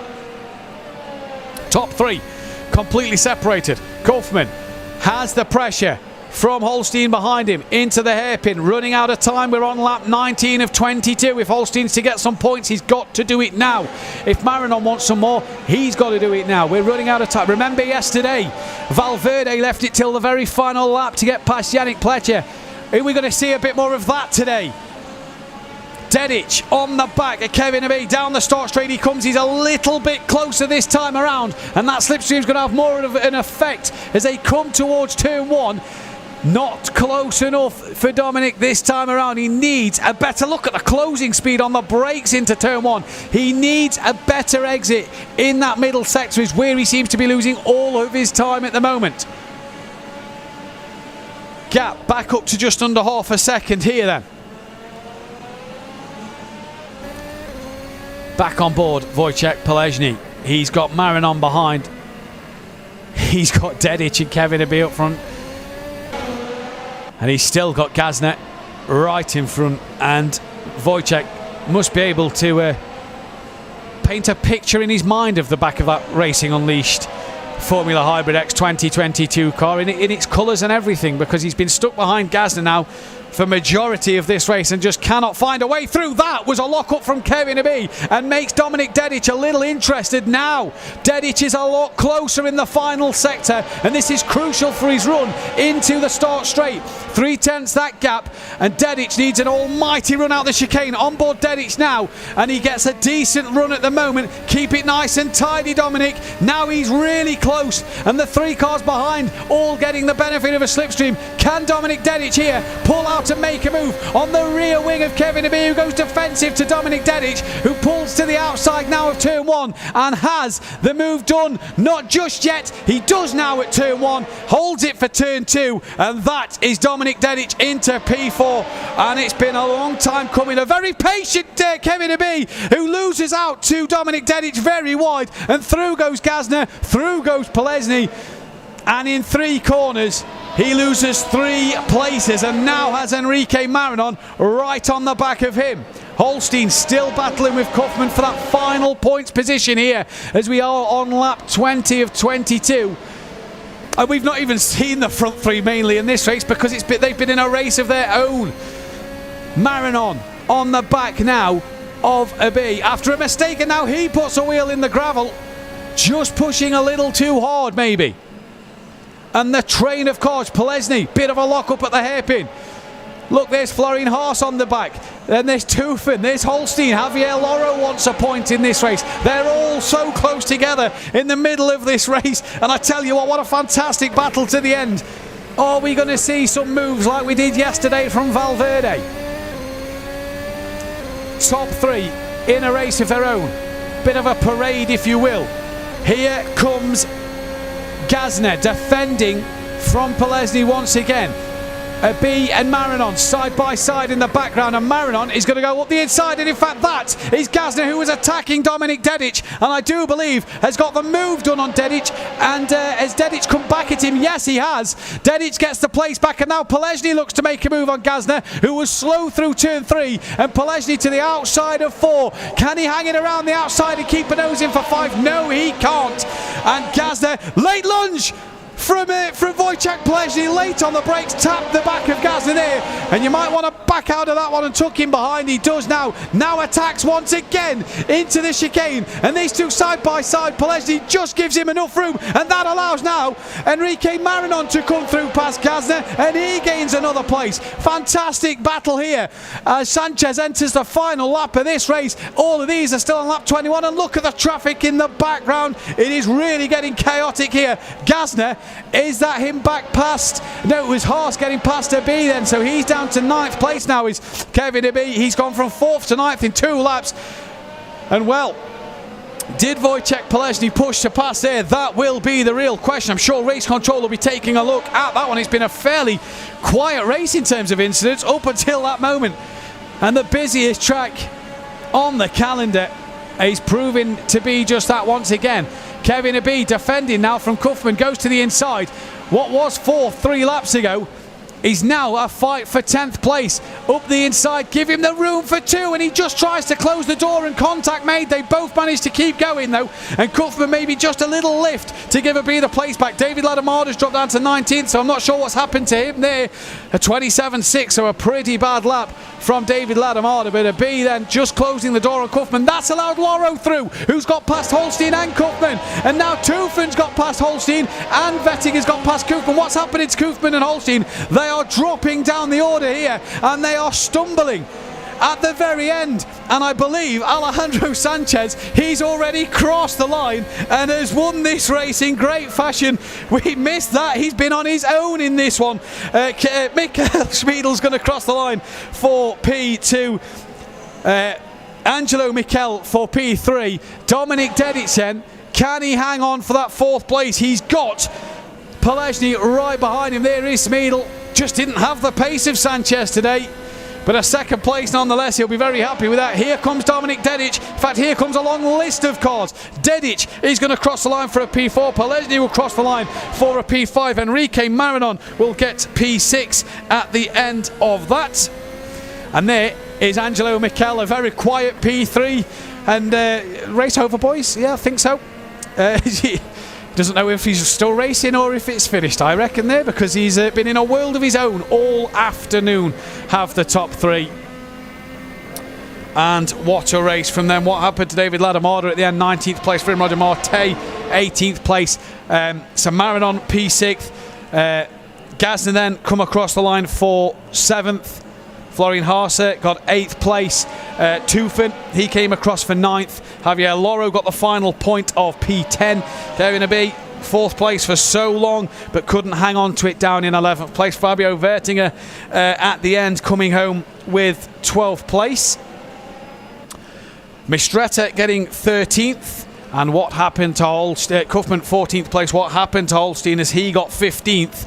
In that one, a great pace throughout. Yannick Vonenberg, your pole sitter, 16th after a spin at the very beginning. Lars Bulmer could only manage P17, and Roger Mort P18. And as the drivers getting out the cockpits, pulling into the pit lane, then what a race. Very quiet and calm from the top 3, but the top 10 battle there was absolutely fantastic, and a fight until the end. There we see at Munich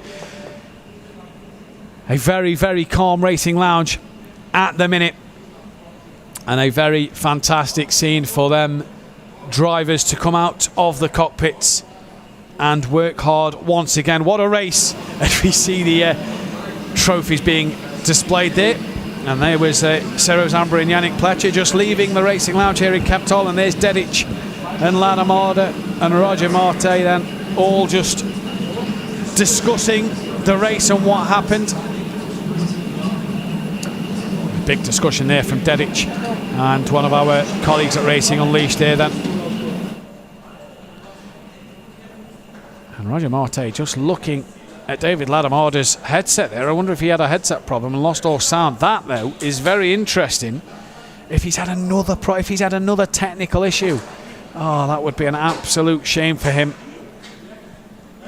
As Dominic Dedic climbs out the car, and he can be very pleased with his P4 in that race. It was a fantastic drive. Was stuck behind Kevin Abi for so long and managed to get the move done. There you see Wojciech Plesny stood up out of his cockpit, That is Vonenberg, the bottom left of your screen. Head in his hands and maybe reflecting on what could have been today as we await confirmation of the podium, but I can't really see the podium changing. It was a very quiet race bar the opening lap for the top three, you have to say. And everybody there in Munich just discussing and chatting and going over what happened in the race. Let's take a look at some replays then of what happened here at Catalonia after a action-packed race for the top 10. You see Yannick there describing to Wojciech Polesny maybe something that happened at the start. Here is the start, and here is Alejandro Sanchez's start of the race, and what a launch from the man there, straight past his colleague on the same row and already looking down. There's Smeedel and Dedic going wheel to wheel, and watch Dedic here right around the outside of Vonenberg and just comes off the curb and taps Vonenberg off at turn 1. So that is what happened. Look, sort of bounces. We saw that with David Seed and Valverde yesterday, just not to the same extent. Here's Lars Bulmer, and 3-1 chaps will not work. As you see Vonenberg spinning off to the right hand side, and then he gets a big whack up the rear and round he goes. Was that what Vonenberg was discussing with Wojciech Polesny there then about what happened at turn 1? I wonder. All looked good for the race leaders though in the race. Smeedel, Mikkel. Here's another highlight of Holstein. Oh, there's a spinner, and Holstein there, that's what happened to him at the start. Smeedel up the inside of Dedic. Bit of a tap from Dedic, and Smeedel manages to hang on to it. Dominic Dedic, he's been in the wars today, hasn't he? Just wheel to wheel with another car. Already had the inside line. Javier Loro. Oh, the car just lost it in front of him. You just saw it snap on the curb. And that meant Roger Marte had to avoid the action. David Ladamada. Oh, a car spinning on the outside. Bounces off one. Playing pinball between the drivers. Dominic Dedic, that's how he lost out to Kevin Abia. Lock up into the hairpin. Dedic been in the wars in this race. Tries to keep it up the inside, but had a nose there, and the door was firmly being slammed shut. And Dominic Dedic, and he's really been in the wars today, and I'm sure race control are going to check everything over to make sure everything is as it should be in this one. Then we are still awaiting confirmation of the podium, and we'll bring that to you as soon as possible in this one. As I just look to the left of me, and race control are thoroughly checking everything over already. And there you see Dominic Dedic and David Ladamada. Two familiar faces from the Challenger League as well. Ciro Zambra and Yannick Pletcher there joined us in Kemptthal today to see the action and to watch everything unfold here then. It's Dominic and David Ladamada, and just discussing what could have been maybe in that one. And work to do for race control. A lot of work to do. Busy weekend they've had this weekend, as everybody now has time to just reflect and stand. Ciro Zambra there, our safety car driver for today, got the honours to drive the safety car, is coming through. And race control are just making sure everything is the right decision.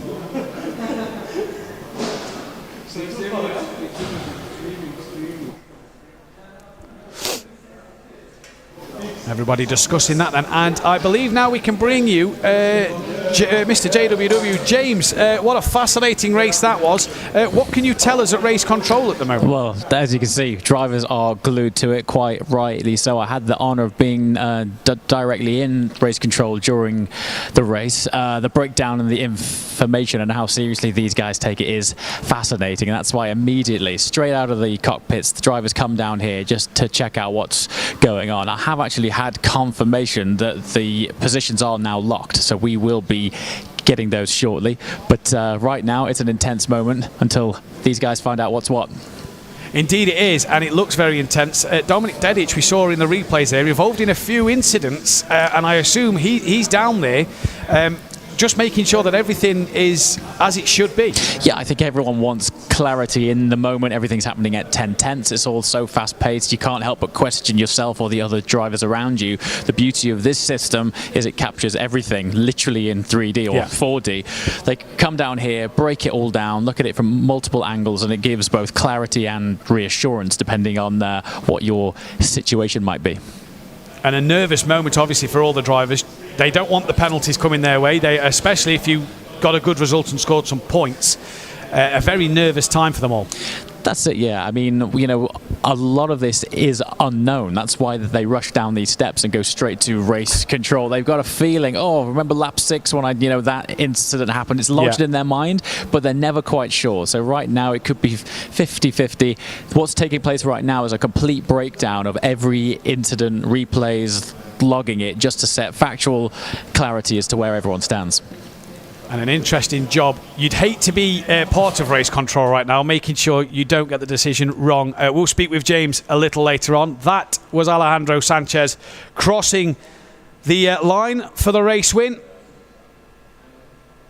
And a good job from him. And I do believe that this is the confirmed podium then. Alejandro Sanchez, your race winner, with Michael Smeedel second place and Angelo Michel P3. That is what we can tell you is confirmed.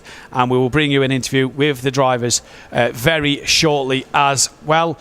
So a great job from the top three. And I believe now we can hear from Angelo Michel. Angelo, a very, very quiet race after the start. Yeah. Fortunately for me, I must say. I got a a great start from P8. Got into the first 2 corners. I was already, I think, 5th. After the third corner, I was 4. And then I got in the second lap Aibi. And from there on, I was trying at the beginning to keep up with Michael. But it was very clear for me that the pace is not there. Unfortunately for me, Michael didn't achieve to catch up Sanchez for the championship for me. So it's great points for me, but for the championship, it's a big loss. A loss in the championship, like you say. Was you hoping that Michael could get you closer to Sanchez by maybe having a fight with him? Yeah, I was trying, but I have seen at the early stages that the pace is not there where I wanted it to be. It was good. It was very good to make much space to the guys behind me, but for the front pace, it was too much. I was too slow, just to say. And we go into the Zurich airport circuit next time around, looking to have a bit better fortune, maybe a race win to your name? I would love to, if I could achieve maybe 1 win in the championship, but it will be very hard, and I'm just looking for the championship. Well, we wish you the best luck in the rest of the championship, Angelo, and well done today. Thank you very much. So that was Angelo Michel, and P3 for him today in a fantastic race. Good start, and didn't really look back from there. And I believe now we are joined by the Racer League champion himself, and position 2 today, Michael Smeedel. I don't believe if he can hear us. I can hear you loud and clear. P2, it's not the worst result in the world, but you just didn't seem to have the pace of Sanchez today. Well, the first thing that happened to me was obviously I was a little bit unlucky with the happening in the first 2 corners, so I had to back off there, and obviously Sanchez went around the outside, which was the better solution of that whole thing. After the first lap, I already knew that it's not going to be enough today, and I basically settled to P2 and put the car to cruise control mode. Because the bigger issue for me was today that the game was lagging so much, especially on the braking, I couldn't really get into the rhythm thanks to that. It was the same simulator and the same problems that I had back in Mugello, the same one. So I was okay with P2. I do think we've just to make a mistake, and that was it. Yeah, so simulator problems again for yourself today, Michael. P2 though, still a very good result for yourself. Well, to be honest, it was probably the maximum today. I mean, I could match Alejandro pace, but with the problems, I was losing 3 or 4 tenths per lap, and that was the difference between us today. Obviously, championship wrapped up, so it's just more points under your belt and more podiums and trophies to take home. Yeah, exactly. I mean, I can be satisfied, and it was more like a damage limitation today. Well done on the second place. Congratulations. Thank you very much. Michael Schmiedel there then, your second place as we look at race control once again. Very fascinating sights here. Race control still going over every incident at the moment. And we're joined now by our race winner, Alejandro Sanchez. And what an opening lap. Just talk us through it. I got lucky and I picked the right lane. That's what happened. They started crashing into each other and I came out of T3 already P2. So it was... I knew I had the pace, so it was just a matter of getting into the rhythm and going into P1 as well. He made a mistake, so it was quite easy to overtake him. And then from then onwards, just keeping on pushing to build a gap to his middle.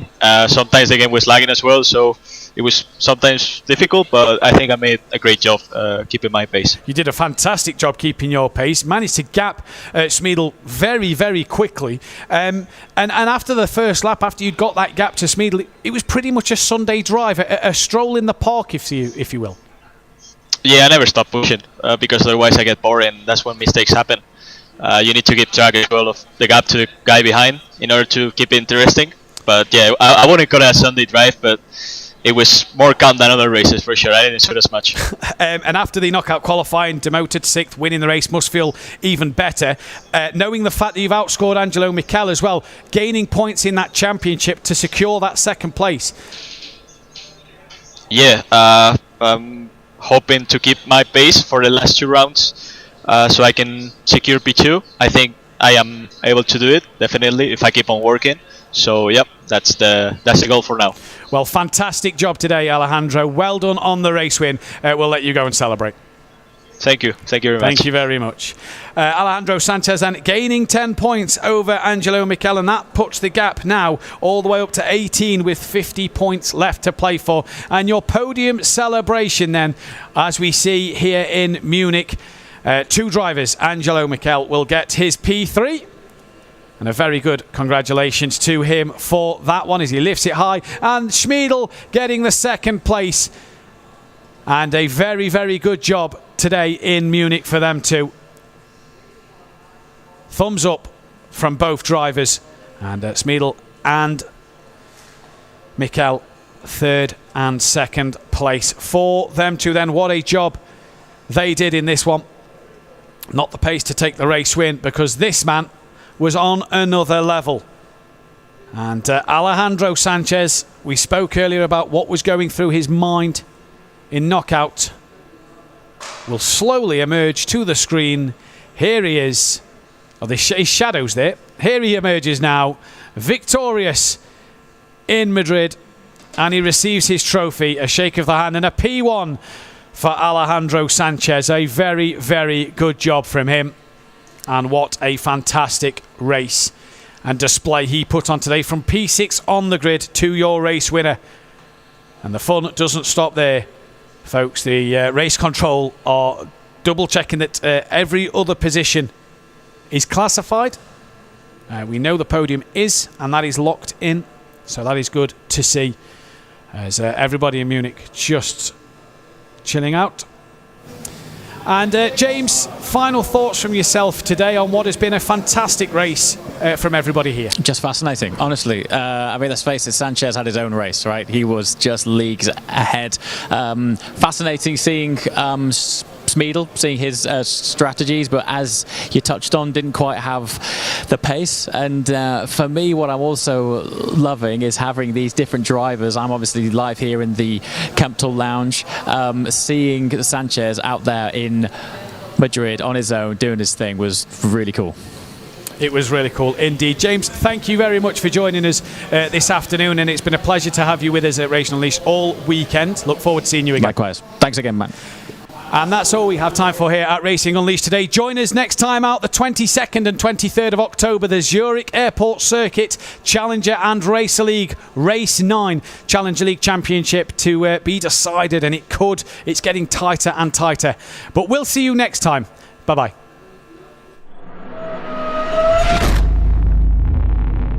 This is Racing Unleashed Beyond the Pinnacle. Hold on to your hats. We are on the grid. Who is going to be king of the late breakers? Excellent onboard shot. Michael Speedle is throwing absolutely everything at this, including the kitchen sink. And he is a fighter, a warrior. And look at this! Look at this! Unglaublich! Wow, qué pelea! I'm loving this.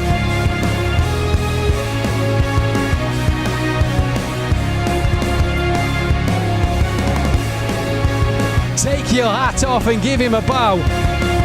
He's already in the lead and now he can sail off into the sunset. This is Racing Unleashed.